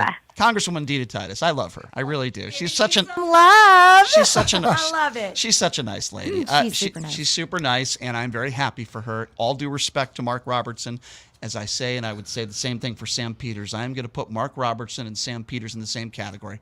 First of all, they're both heroes. Okay, they both served this country honorably. Nobody can take that away from them, no matter what their political beliefs are. They serve this country honorably, unlike somebody who dodged the military like Donald Trump, who, by the way, they both support. But I respect the hell out of them for that. But they are Trumpers. They are MAGA country. That is part of the reason why they lost. Robertson, no clue on policy. Yes, he's a successful businessman. Sam Peters, yes, successful businessman. They are hypocrites when it came to COVID. They are hypocrites when it comes to the economy. They don't have any solutions. All Sam Peters did was attack Horsford for his personal life situation. Didn't talk about what he was going to do. Mark Robertson, all I heard with his commercials, right, his ads, his attack ads, attacking Dina Titus. And then he goes on social media the other day and he says, people are tired of the high gas prices and this and that. And I put underneath, then why don't you give us a damn solution? What are you going to do? Is Mark Robertson just going to show up and wave his magic MAGA wand and everything's going to be great? That is my... See, Republicans know they're lying when they play the high-priced gas card. They know a president doesn't set the gas prices. But they lie. They do. They do. So, Michelle, we've talked about election denialism, and we agree on some of that. We disagree. We've talked about MAGAs and the Trump. Another big criticism, I think, and even on Fox News, was that many Republicans, not all, but many, did not have solutions. They attacked the Democrats. Fine. You want to go after Biden for policies you don't like? Fine. Fair. That's fair conversation. But they didn't have solutions to problems, right? I think most Americans, they want solutions. How am I going to be making more money at my job? How am I going to be paying less taxes, right? And I just feel like the messaging from some Republicans, it just wasn't there. I want to hear solutions. If I hear from a Republican and how gas prices are going to lower, and I think it's a better solution than what Democrats have to, then I'm going to vote for you. I just didn't hear that. I think it's been a while since we've had a Republican who is a good politician the way that Ronald Reagan was. Mm-hmm. You know, Ronald Reagan, you love him or hate him. I mean, I'm sure Doug hates Ronald Reagan and would probably, cut me to my core with how much he hates Ronald Reagan, who I named my child after Ronald Reagan. Did you really? Wow. I did. Her name's Reagan, yeah. Oh, Reagan. Yeah. Really? Yeah. She's 8. Don't say anything about her. I love her.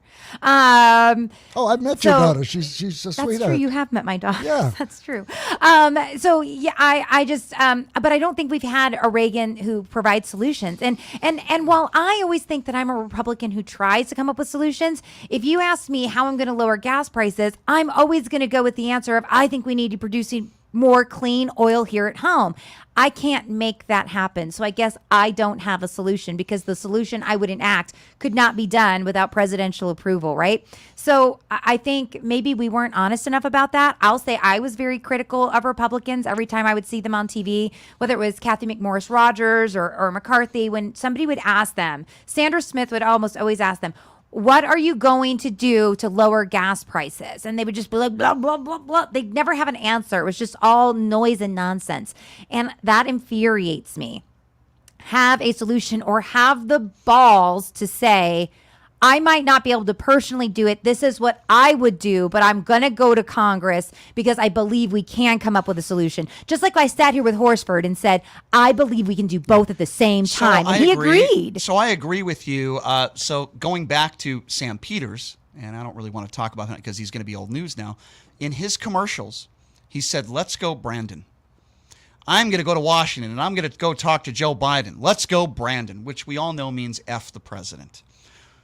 That is, to me, so low. Like, you have a family. Like, what are you doing? And I think people in Nevada, at least in that race, heard that and saw that. And listen, he still got some votes from the alt-right, but I just think people as a whole are tired of it. I think what's going on in Arizona right now is a perfect example of the let's go Brandon nonsense. Talk about the issues. You want to complain about gas prices? Fine. I don't like gas prices where they're at any more than you do. But tell me what you're going to do.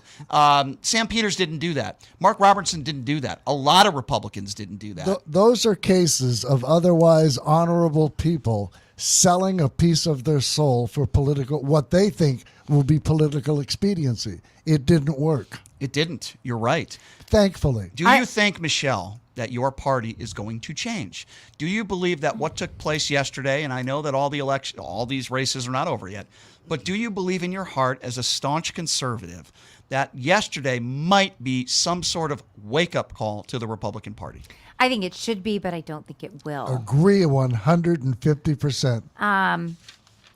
I would say, just since we're talking about Robertson and Peters, and I'll get in a lot of trouble if any Republicans are listening to this, but they are boring, they are unauthentic, and they are vanilla as vanilla can be. But isn't that Adam Laxalt too? Yeah. Can we just not get me in any more trouble right now? Okay, can we just? I'll answer for you. Let me channel you. But let me just add this though. While I am not Fiore's biggest fan, that is who she is. That is authentically who she is. Seagal, lover or hater, that is authentic. She was not playing a game. That is authentically who she is. I believe you should be authentic. And I think some of the reasons why these guys win primaries is because, I'm going to say something so awful right now. They're a white, boring, vanilla white man who tells them what they want to hear. And I totally believe Republicans in the state always want a blah white man more than anyone with color. And they love someone who's out of control like Fiore. And they love that. They get real excited about that. But otherwise, they like vanilla and boring. Yeah. By the way, Andy Matthews is a great example of that too. Some people might find Joe Biden boring, but he's about to speak here in a few minutes. Maybe we'll play a few minutes of that, and then we'll talk about it. But it is kind of scary for me to think that Michelle Fiore puts underwear on her head when she speaks to people. I don't know. That's if that's who she is. It's scary to me to believe that if Segal Chatta doesn't like you, she wants you hanging from a crane, particularly if you're a black man. I do agree with you, Michelle, that for the most part, if you are authentic, that is a good thing. But if you're also crazy, well, I wasn't. See, that's why I hate to have these conversations with you, because you go like, "Oh, they're crazy." I guess what I was just trying to say is that when you're real, it's better. And for the most part, I agree. Yeah, I think when you're running against someone who is very much like that. So let's take the Laxalt Cortez Mastow race. That's a race that if there had been a debate, which Laxalt refused to do, you would have seen Cortez Mastow win even more. Agree. So Joe Biden's speaking right now. Okay. Let's just hear a few minutes of Joe Biden, what he has to say. Well, we had an election yesterday. And it was a good day, I think, for democracy. And I think it was a good day for America. Excuse me, I have a little hoarse. Our democracy has been tested in recent years, but with their votes, the American people have spoken and proven once again that democracy is who we are.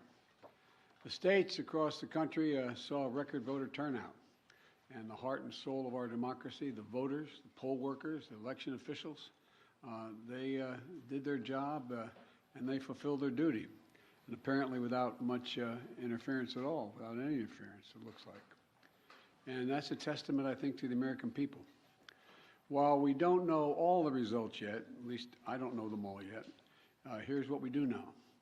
While the press and the pundits are predicting a giant red wave, it didn't happen.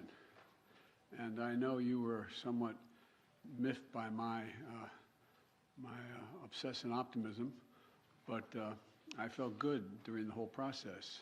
I thought we were going to do fine. While any seat lost is painful, some good Democrats didn't win the last night. Democrats had a strong night. And we lost fewer seats in the House of Representatives than any Democratic president's first midterm election in the last 40 years. And we had the best midterm for governors since 1986. And another thing that we know is that voters spoke clearly about their concerns, about raising costs, the rising costs that they're in, and the need to get inflation down. There's still a lot of people hurting. They're very concerned. And it's about crime and public safety. And they sent a clear and unmistakable message that they want to preserve our democracy and protect the right to choose in this country.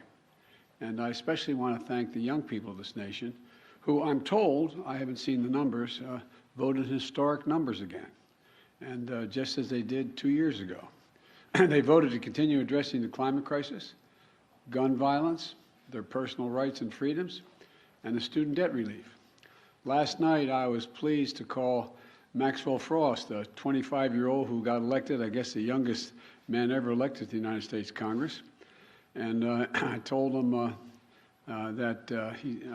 told him that I was the first elected, the second youngest person ever elected to the United States Senate at 29. That I have no doubt he's off to an incredible start and what I'm sure will be a long, distinguished career. And when he's president and they say Joe Biden's out in the outer office, I don't want to say Joe who. But the voters were also clear that they are still frustrated. I get it. I understand it's been a really tough few years in this country for so many people. When I came to office, we inherited a nation with a pandemic raging and an economy that was reeling. And we acted quickly and boldly to vaccinate the country and to create a stable and sustained growth in our economy. Long-term investment to rebuild America itself, our roads, our bridges, our ports, our airports, clean water systems, high-speed internet. And we're just getting started. The interesting thing is that this is all going to really come into clear view for people in the months of January, February, March of next year. It's just getting underway. So I'm optimistic about how the public is going to even be more embracive of what we've done. Historic investments that are leading companies to invest literally hundreds of billions of dollars combined to build semiconductor factories and other advanced manufacturing here in America. Cut. All right, so I'm not gonna play his entire speech. And by the way, that was live. That was President Joe Biden. But he started off his statements, and I thought I wanted to hear what he had to say from the get-go. And he thanked young voters for turning out. I think the turnout was probably better than people thought. He said, people thought I was crazy with my optimism. Everyone was talking about a red wave. And he said, quote, "It didn't happen." He also said that he understood the concerns about the economy, gas prices, so on and so forth. He said the voters have spoken. He also talked about gun control. But this is something, again, I want to bring up, Michelle, and I respect your opinion when it comes to abortion, and you're a pro-lifer, and I would never take that right away from you. But a lot of Republicans out there said the Democrats are making this a bigger issue than it is. I heard a lot of Republicans saying, they're talking about abortion. People want. Not true. It was a huge issue. And in all the polls across the country, even, yes, number one was the economy. Rightfully so. It should always be number one, right? Maybe our safety too, but number two was abortion. And there were a lot of people, I believe, that like myself, that are in the middle or even lean to the right, that are on the side of letting a woman do what she wants to do with her body. They don't want the government to control that. And even if people that are pro-life out there, and again, that's fine. What I don't like, and I know you don't do this, but I don't like, is some of the pro-lifers out there calling women murderers for having a legal abortion. I think Republicans should learn another lesson that, listen, if these are your religious beliefs and this is what you feel, we live in the United States of America, the greatest country in the world, at least I'd like to think so. You have that right to feel that way and do what you want with your, but the government shouldn't be in control of that. We disagree on abortion, and that's fine. That's okay. But I don't think the government should tell us what to do when it comes to that. Well, I guess that's where maybe we're more alike than we're different, and that I want less government all over the place. Like, I don't think the government should be involved in telling any of us what to do, and I want less government. I'm against bigger government. Mm-hmm. And while I am admittedly pro-life, and I love being pro-life, and I also I don't want to make abortion illegal either, because the last thing I want is girls going into back alleys getting it with a hanger, right? But I always say this, that's you. Because I do find you, for the most part, to be a very reasonable person and Republican. But as you know, there's a lot of Republicans out there that feel differently than you, specifically about this issue. You might agree with them on their pro-life stance, which is fine. But they want to make it into law. And most people in this country, I think I saw the stats, even Republicans. Yeah, they want to keep it legal. While they don't, many of them might not agree with abortion, they don't want to take that right away from a woman. And I feel like the Abbotts of the world, those types of people, they want to take that right away. And I think that hurt Republicans politically. I really do believe that. I don't know if both of you agree with that, but I think it did. Go ahead. Well, if I can offer a liberal perspective on the abortion issue, this is another area in which I have always highly criticized Democrats for letting Republicans steal the issue and narrative. It's become, and you both used the term pro-life. That would infer the opposite of that, is that Democrats are pro-death. Right. No, we're not. We're pro-choice. The opposite of that is anti-choice. Did Democrats make that argument when Republicans stole the narrative and turned it into pro-life? No, they didn't. They let them get away with it. I agree. And the bottom line is, it's not like we Democrats walk up and down the street saying, hey, have you had your abortion today? Right. I know Democrats. Years ago, my then wife thought she was pregnant.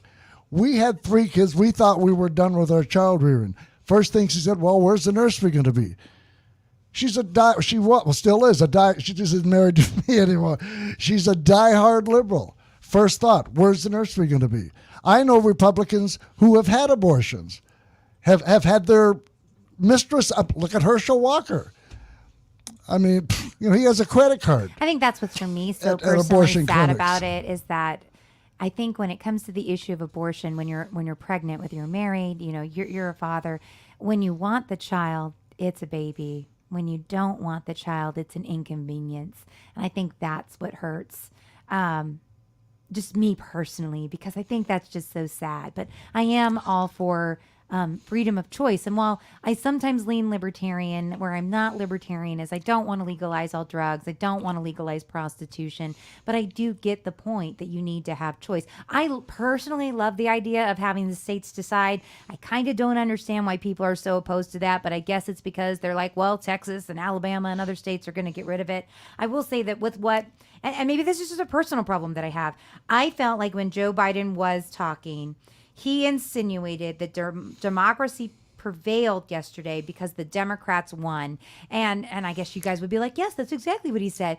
To me, that just hurts. So, but that's how I'm hearing it. So maybe I'm hearing it wrong. But So, Michelle, here's how I heard personal. that. You're not applying Michelle, it to the election deniers. Here's how I heard that, and maybe we interpreted that differently. When he said democracy prevailed, there was no cheating. Republicans and Democrats weren't cheating. There wasn't widespread voter fraud. What I'm interpreting from that is we had a fair election. Some Democrats lost. He actually said it. Some good Democrats lost. He didn't say Republicans cheated. He said some good Democrats lost. I would imagine some people would interpret it as some good Republicans lost. But we had a fair election yesterday. It was fair.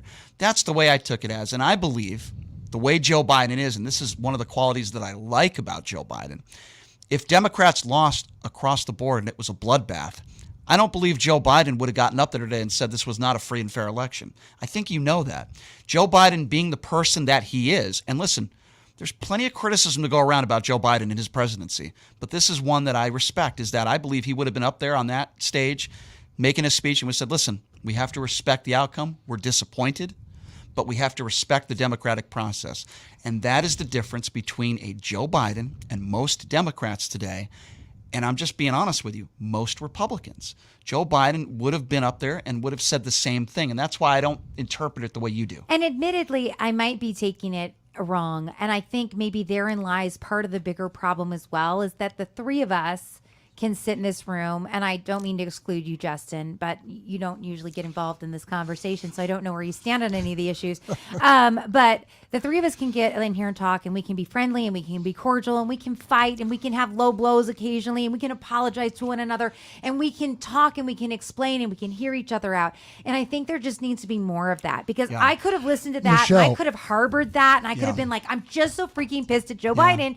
You're making him see a little differently. If there was more of us, kumbaya, this is why the three of us are boring radio, it would be better, because we need more of But this. Michelle, just real quickly, Doug, and then you take the floor. This is something that Joe Biden just said, that Numchuck just told me, and this is something that a lot of Republicans would never say. Donald Trump would never say this. Here's what Joe Biden said.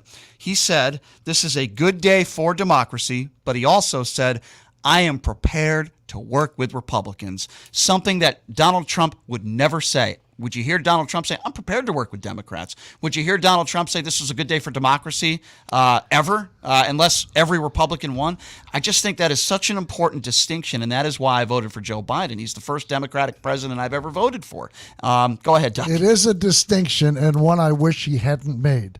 Quite frankly, I'm sick and tired of Democrats reaching out to a caucus that thinks they're baby killers, election stealers, whatever. I want to see Democrats start playing hardball. It's like, I'll give them a chance, but if they're going to stay inside their cult of election denialism and calling us baby killers, et cetera, to hell with them. Oh, that's a valid point that a lot of liberals feel that way. That's hardcore, and it's not going to happen. Yeah, but you know what? If you and me were in Congress together, you would never say that to me. No, I wouldn't. Doug is not referring to... You would be willing to work with me. So right, I guess but what I'm saying to get back to the point you just made. I know, but then but by you saying, like, I don't want to ever work with them, it's almost like, oh, my God, you don't want my side to ever have anything. And I know you don't see me... But I'm honest about hold on a second. No. Well, hold on. I know what Doug is saying. Doug is not talking about every, and Doug, you can speak for yourself, but I know he's not talking about every Republican. Yes, in I office. am. No, listen, there are some Except Michelle. You wouldn't say that about Adam Kinzinger. You wouldn't say that about some Republicans in office. I'll even go a step further and say Mitt Romney. Mitt Romney is more pro-life than anybody, but I've never heard Mitt Romney call Democrats baby killers. He doesn't use that type of language. He just disagrees on policy. Right. There are some Republicans that disagree with Democrats on a lot of issues. Some.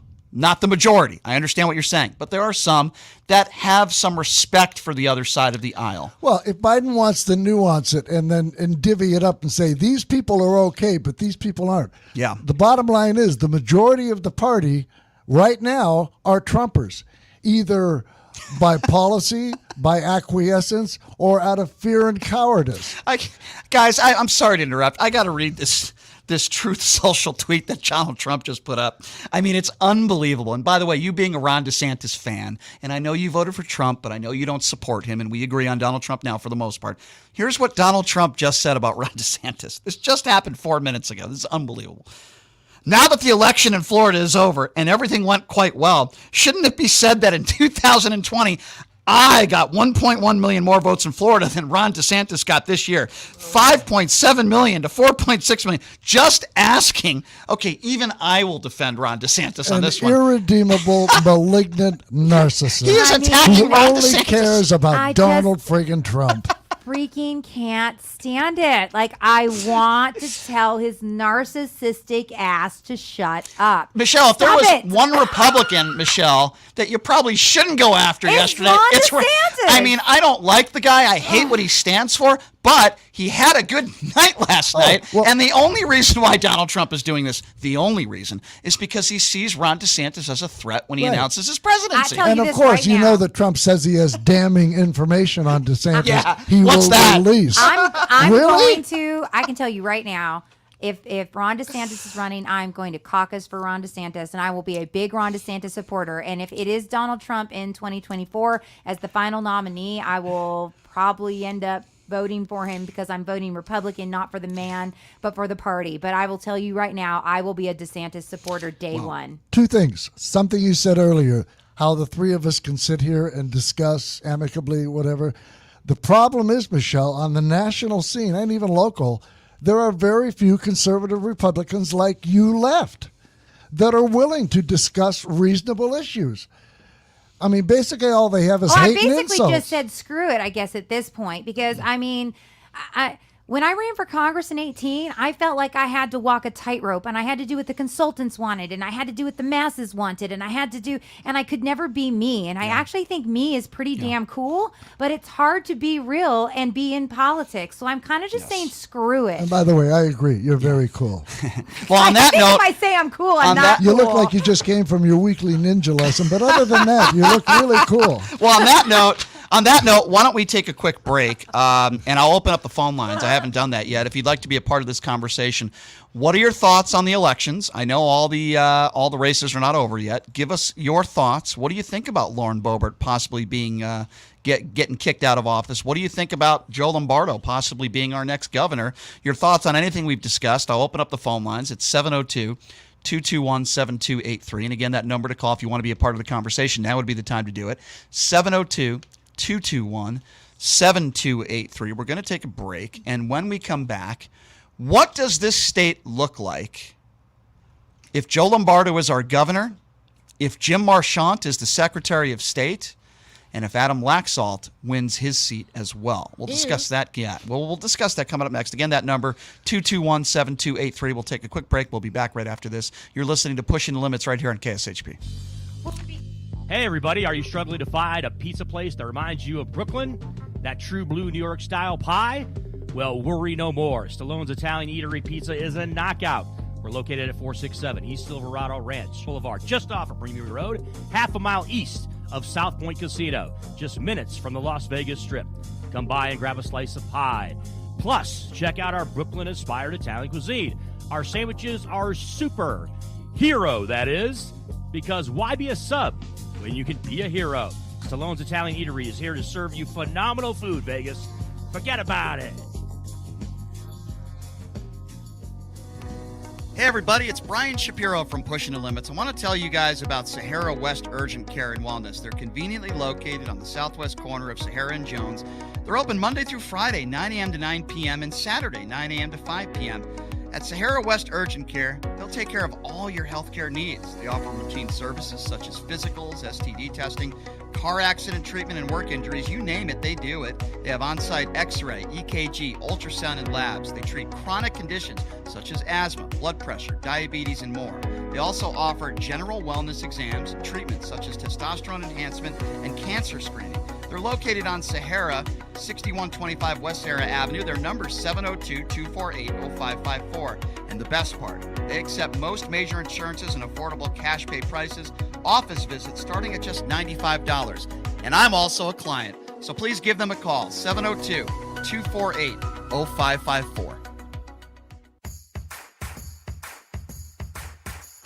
Look, it's impossible for the average person to find a great attorney out there. There's so much misinformation. Now, let me introduce you to former Chief Deputy District Attorney Thomas Moskal. He was Las Vegas's top DUI prosecutor for years. He prosecuted the most high-profile DUI cases in Clark County. No one knows more about DUI law in Nevada. Just Google it. If you get charged with DUI, whether it's a misdemeanor or even more importantly a felony, you need Thomas Moskal representing you. His relationships with the prosecutors and judges and his knowledge of DUI law to work for you. So give him a call now or text him at 702-848-5555. It's your life and liberty that's at stake. Don't wait. Call now. That number again, 702-848-5555. The best choice for convenience, comfort, and value, My Place hotels are ideal for both short-term and long-term travelers. The rooms at My Place features pillow-top mattresses, microfiber bedding, and a variety of soft and firm pillows. All extended stay rooms offer their own kitchen, which includes a full-size refrigerator and a cooktop. On-site laundry facilities are also available for extended stays at pet-friendly My Place hotels. Book your stays online at myplacehotels.com. My Place Hotels, St. George and West Jordan, Utah. Make My Place your place.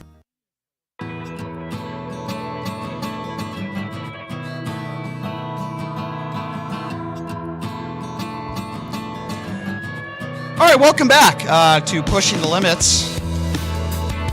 On a Wednesday, we got Michelle Mortensen in the studio, Doug Basham. By the way, my former co-host is making homophobic comments about me on social media. I guess I shouldn't be surprised. If he wants to play that game, he's going to lose, let me tell you. Get their mics on for me, will you? Get their mics on. Both their mics are off. Go ahead. Is he trying to insinuate something about you? Yeah, I guess I'll just read it on the air and then Anybody makes a homophobic remark about me, I hit him with my purse. I guess I'll address that privately because it's a private matter. Okay. A private financial matter. But Is that the guy that still owes both of us money? I don't even know why I'm talking about him, but a listener sent me this. I don't talk about him because, quite frankly, I'm so happy that I don't have to see this person every day. But I just want to read this for you. What's today? Today's the 9th, right? Yeah. Mm-hmm.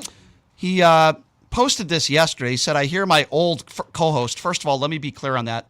I wasn't a co-host. I was the lead host, and he was a sidekick. Let me be very clear on that. I wasn't a co-host. I was the lead host of the show. He showed up late. If at all. If at all. Sometimes he didn't show up at all. He was not even a co-host. He was a sidekick that's never had a real job in his life. He says, I hear my old co-host is melting down pretty hard right now. Can anyone confirm? I have no idea what he's talking about. I did nothing yesterday that I wouldn't do on any other. How is that homophobic? Let me go on. Oh. So someone commented, did someone call him a liberal? And then he goes, apparently he's come out of the closet. So he's making like a gay reference. But I'm not surprised that he would make a statement like that because he's made statements like that before. But I think he's using out of the closet in the context of you being a liberal. Yeah. And then he said, I'm always wrong. But about what? I certainly wasn't wrong about you. You're not on the radio anywhere. You don't have a radio career, and you are irrelevant. So what I'm going to do is I'm going to address that privately because like you just did. Well, I have no problem saying this publicly because I'm going to say it now because I've warned them on multiple occasions. You do your thing, I will do mine. I'm not going to mention you. You don't mention me. That family owes me a lot of money. That family owes radio stations in this town a lot of money. And I'm going to continue to talk about that if they're going to continue to talk about me. And I think that is very, very fair, and I will leave it at that.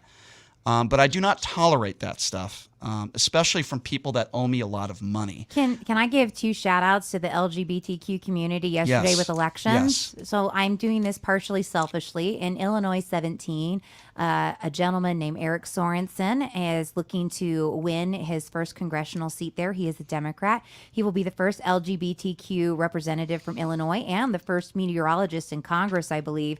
I worked with Eric when I was with ABC in Texas. We shared the anchor desk many times. He's a fantastic human being.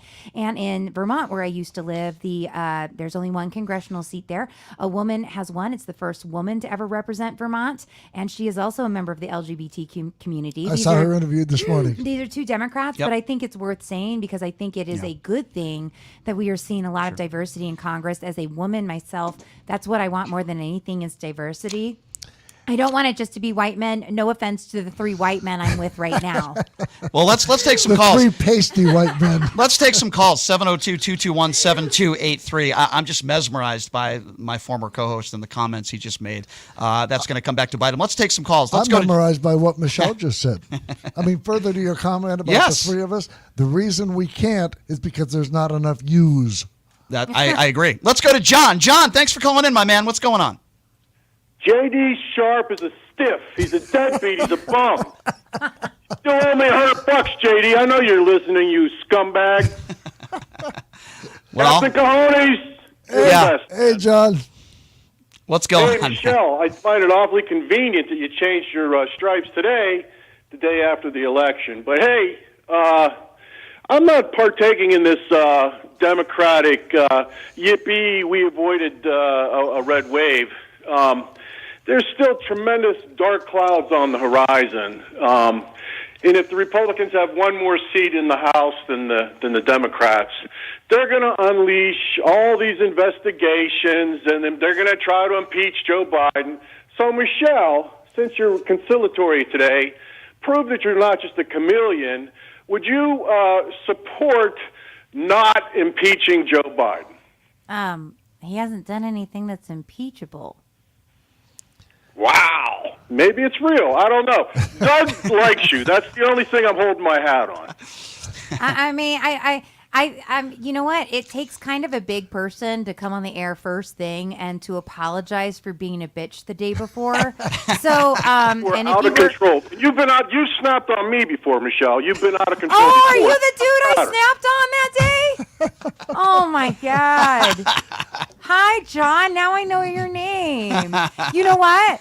I'll do this. I'll apologize to you too. You know, I will tell you this. Sometimes I'm a fiery Italian, and sometimes I'll tell you this, John. I take this all really personally. And you're Italian? I thought you were Ukrainian. No, my stepmom's Ukrainian. She's from Ukraine. Okay. I'm Italian. I'm an Italian.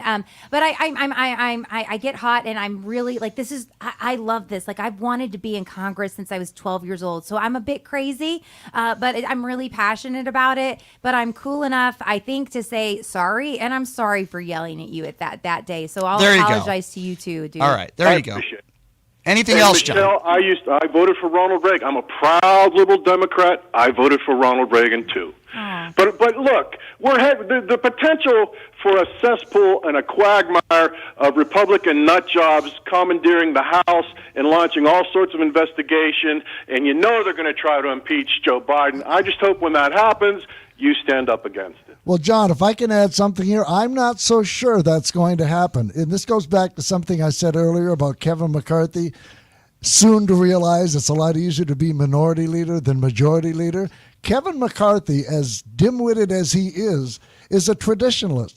And I don't think he's going to go for 18 impeachments of Joe Biden. Remember, it was Kevin McCarthy the day after January 6th who said Trump bore full responsibility. Now, he changed after he went down to Mar-a-Lago and kissed the ring. But still, at his core, I like that. I like that. At his core, he's a traditionalist, and I don't think, good luck with his caucus that features, Marjorie Taylor Greene and possibly the return of Boebert. John, always good to hear from you, my friend. I appreciate your call. I got to get to some other callers, but do you agree with that, Michelle? Thank you, John.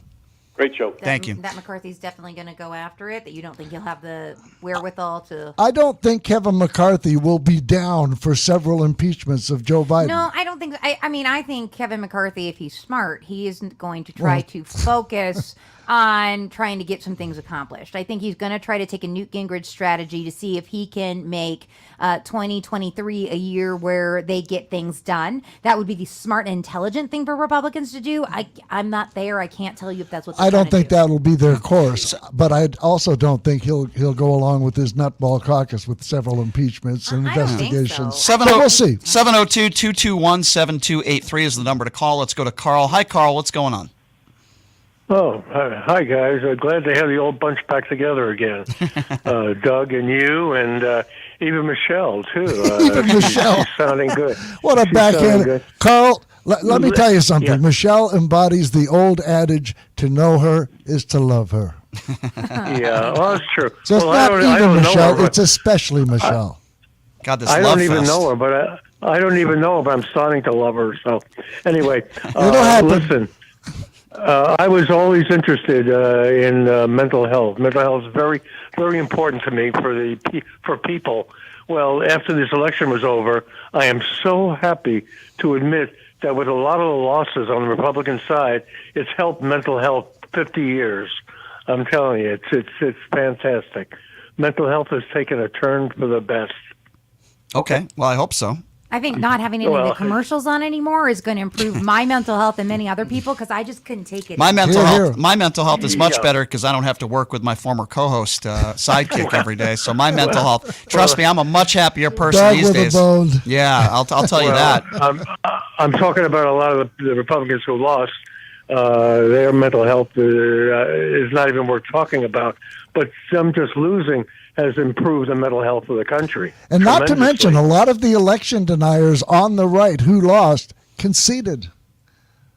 Some of them did. They wouldn't do that for Trump, but they'll do it for themselves. I think that speaks well. Maybe that's a positive thing moving forward. I think if Carrie Lake ends up losing in Arizona. She won't concede. Well, she's definitely not going to concede, but if she loses, I think that is a big moment for the Republican Party. Yeah. And I think for people, they're going to say, okay, we kind of got to stop this election denialism now. I think let's move on. I think if Carrie Lake wins, it's going to continue and it's going to continue because she's going to be talking about it every day. But if she loses, she's going to contest. She's not going to win that. And I just think this is a big moment for the Republican Party. I think they're better off without her, quite frankly. I think the opposite. I think if she loses, she'll go away. If she wins, I think she'll stop talking about election denialism. Well, we'll see. I don't think she will. But I hope she doesn't win. One final thing. I think that the governor of the state is going to end up to be Democrat, and all the other. What happens is when all the mail-in ballots, which haven't been counted really yet, and Clark County hasn't really been counted, and when all that gets back together again, you're going to see a blue wave again for Nevada.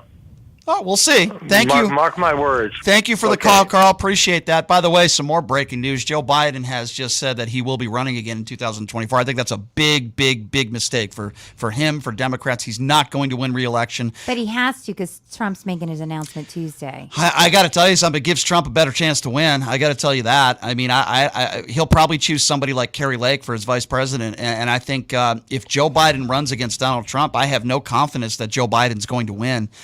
I just think it's a real big mistake. He's too old to run again. But keep in mind, Trump is not going. The very least that could come out of the DOJ's investigation into Trump and January 6th, an election, whatever, is that he will not be allowed to run for office again, as anyone else who participates in insurrection is usually found guilty of. Right. So I don't think he's even going to have the opportunity to run again. He wants to announce, because he thinks that's going to be a buffer against the investigations. Yeah. It shouldn't be. He should be indicted. He won't go to jail because the logistics of throwing an ex-president in prison are nightmarish.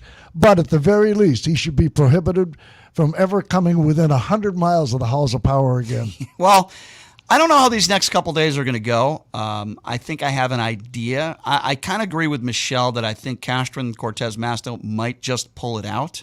I find it hard to believe that Jim Marchant is going to win and be our Secretary of State, but very possible. I do think Lombardo is going to win now, based on where I was wrong on that race. I thought that Sisolak was going to win in a close race. It is still a close race, and that could happen, but it's a long shot now. I do think Lombardo is going to win, and part of that has got to be criticism on Sisolak, not necessarily for policy, but I don't think he ran a great campaign. I don't think he did enough interviews. I don't think he was out there enough, and Lombardo campaigned pretty hard. You got to give him credit for that. Horsford going to win in a landslide against Sam Peters, as I mentioned. But maybe with incumbency comes complacency. Yeah. So it looks His like first campaign was great. I don't think Lombardo was a very good sheriff.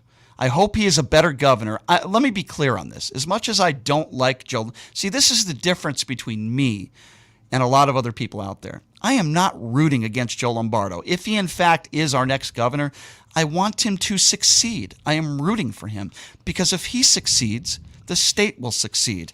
Just like when Donald Trump was elected president in 2016. I didn't like him, but I rooted for him to succeed. I'm not rooting against Joe Lombardo. If he is the winner, which it looks like he probably will be our next governor, I want him to do a good job. I just don't think he was a very good sheriff. I don't think he was very forthcoming, like Steve Wolfson, and why I didn't vote for him. They kept things to the vest. They didn't go public with a lot of things. There were lawsuits. Taxpayer money had to pay for some of Lombardo's mistakes he made as the sheriff. I just hope they clean that up, and I hope if he does win, which it looks like he probably will, I hope he's forthcoming and he's honest and he doesn't want newspapers to go under because they write articles about him that are bad. That is dictatorship. I didn't like that. Did you just say you didn't like Steve Wolfson? I didn't. I didn't vote for him. I voted for Treffinger because I know him and I think he's a decent person. I don't like Wolfson. The reason why I don't like Wolfson is because, like Joe Lombardo, I think they have a lot in common, is that they are corrupt. They don't go public with information. They keep it and hold it to the vest. But if it's one of their own, they take care of them. But if it's not one of their own, oh, okay. Then let's throw the book at him. I don't like Steve Wolfson. I didn't vote for him. It's another Republican that I voted for. I voted for Treffinger. Treffinger's not going to win, but I think he's a decent guy. You know, he's a decent man. He's a Republican. I don't care. He's a decent man. I don't like Wolfson any more than Lombardo, but I'm hoping that Lombardo is a better governor than he is sheriff. Well, I think he's going to be a better governor. And remember, the Assembly and the Senate isn't going anywhere. Why do you say that, though? What gives you confidence that he's going to be a better governor than sheriff? What makes you say that? Hope springs eternal. Because I believe whether you liked, why can't I think of his name right now? The governor before Sisolak. What is his name? Sandoval? Sandoval. Whether you like Sandoval or not, Sandoval was someone who was very even-handed, and he was someone who never leaned too far to the right, never too far to the left. Agreed. And he got things done. I truly believe Lombardo is going to be that type of governor, and we're going to have a Democrat-controlled Senate and a Democrat-controlled Assembly. Sandoval did not. I agree with what you said with Sandoval. Sandoval didn't mind being challenged. He did a lot of interviews. He wasn't afraid of a debate. He wasn't afraid of an interview. Lombardo, I know you interviewed him. And I'm not talking about this show. I'm just saying in general, he didn't do a lot of that stuff. Yeah, he doesn't like to be challenged. He needs a good media person, and Joe Lombardo, if you're listening, I'm available. He needs a good media person because in more ways than one. Did I say that out loud? I was just thinking that. Man, Doug, I'm dude. sorry. You know it was a joke. Doug is just a dirty old man. One I probably should have kept to myself, but a joke nonetheless. I guess I set you up for it. True. You opened the door. I just walked there through. You go. But he is someone who's going to need a good media person because he is not the he needs a good media person. And if he gets a good media person and he builds a good team around him, I think he's going to be a Maybe very you're good right. governor. Maybe you're right. I just feel like his personality is not going to change. He doesn't like to be challenged. He doesn't like to do interviews where people will challenge him on anything. It's his way or the highway. He's and I'm afraid of that because I believe one thing I did appreciate about Sisolak is he did listen to other people. Now, it might be people that you don't agree with. He listened to doctors. He listened to people around him, and he took that information, and he's far from perfect. If he was a better governor, he would have won re-election. I don't think he's going to win. But that's what worries me about Lombardo. I feel like his ego. I'm gonna throw away the Las Vegas Sun. Let's put that newspaper to bed because they don't like me. I don't like that mentality, man. And I would rather you be a consultant to him so that he would do good as opposed to a media consultant to make him look good. There you go. I will say this, Kevin McMahill, who is going to be the next sheriff, is a Republican, but he's a decent man. I think he's going to be a much better sheriff than Joe Lombardo. No, I can look you in the eye right now and say I don't think Joe Lombardo was a good sheriff at all. So I guess I'll say this. I know McMahill, I know Lombardo, I know Wolfson, and the things I know about Steve Sisolak was that, in my opinion, Steve Sisolak was someone who gave the impression of being a really good, loving guy, but behind closed doors, he was very ruthless, and there were issues there as well. And so I think that while Joe Lombardo may not give you the warm fuzzies, I think at the end of the day, from what I know of him and my experiences with him, I trust him and believe to be a very good person. And I personally like Steve Wolfson, McMahill, and Lombardo a great deal. So we've had different experiences, and we respect each other's opinion on that. But I have high hopes. And I'm not just a badge bunny who loves Lombardo. Well, we'll see what happens. It's not official yet. Look at you. Not official yet by any means, right? We don't know who's going to win, whether it be Masto or it could be Laxalt. We don't know. Jim Marchant, yes or no? I don't know. It's not official with the governor. It's not like he's up, 150,000 votes either. So we're going to have to wait and see. But it does look like Sisolak's in some trouble. But hey, that's why we do our thing. I wanted to thank both of you guys for being here. By the way, breaking news. Herschel Walker is losing by 1 vote because when he went to vote, he wrote in me. That's pretty funny, actually. He's got so many jokes. Herschel Walker. Good football player. Not the brightest bulb in the world, that's for sure. Well, Michelle, I thank you for being here. Doug, I thank you for being here as well. And I've heard a rumor that possibly when I'm out the week of Thanksgiving, you two might be doing a show together here. So it might be a love fest in here. I don't know. Might happen. Yeah, well, I appreciate both of you very much, and I appreciate both of you doing the show with me, as always, especially on this very important day. So couldn't ask for two better Always people. our pleasure. Yes, I appreciate that. All right, thank you guys so much. That's a wrap, folks. By the way, tomorrow on the show, I know Doug Basham's going to be very excited about this. Bridget the Midget is going to be joining us. That's right, yes. Somebody asked for her the other day? Yeah, I don't know who that is. She is from Howard Stern fame, porn star turned, I don't want to use the term prostitute because that's not very nice. Escort. Hooker. Legal escort, though. And yes, she is a tiny person, Bridget the Midget. All right, thanks for joining us, everybody. We'll see you tomorrow. She's in. Is always easy with the Radio Shopping Show. Whether it's shopping during any one of our live shows right here on AM 1400 or listening live on the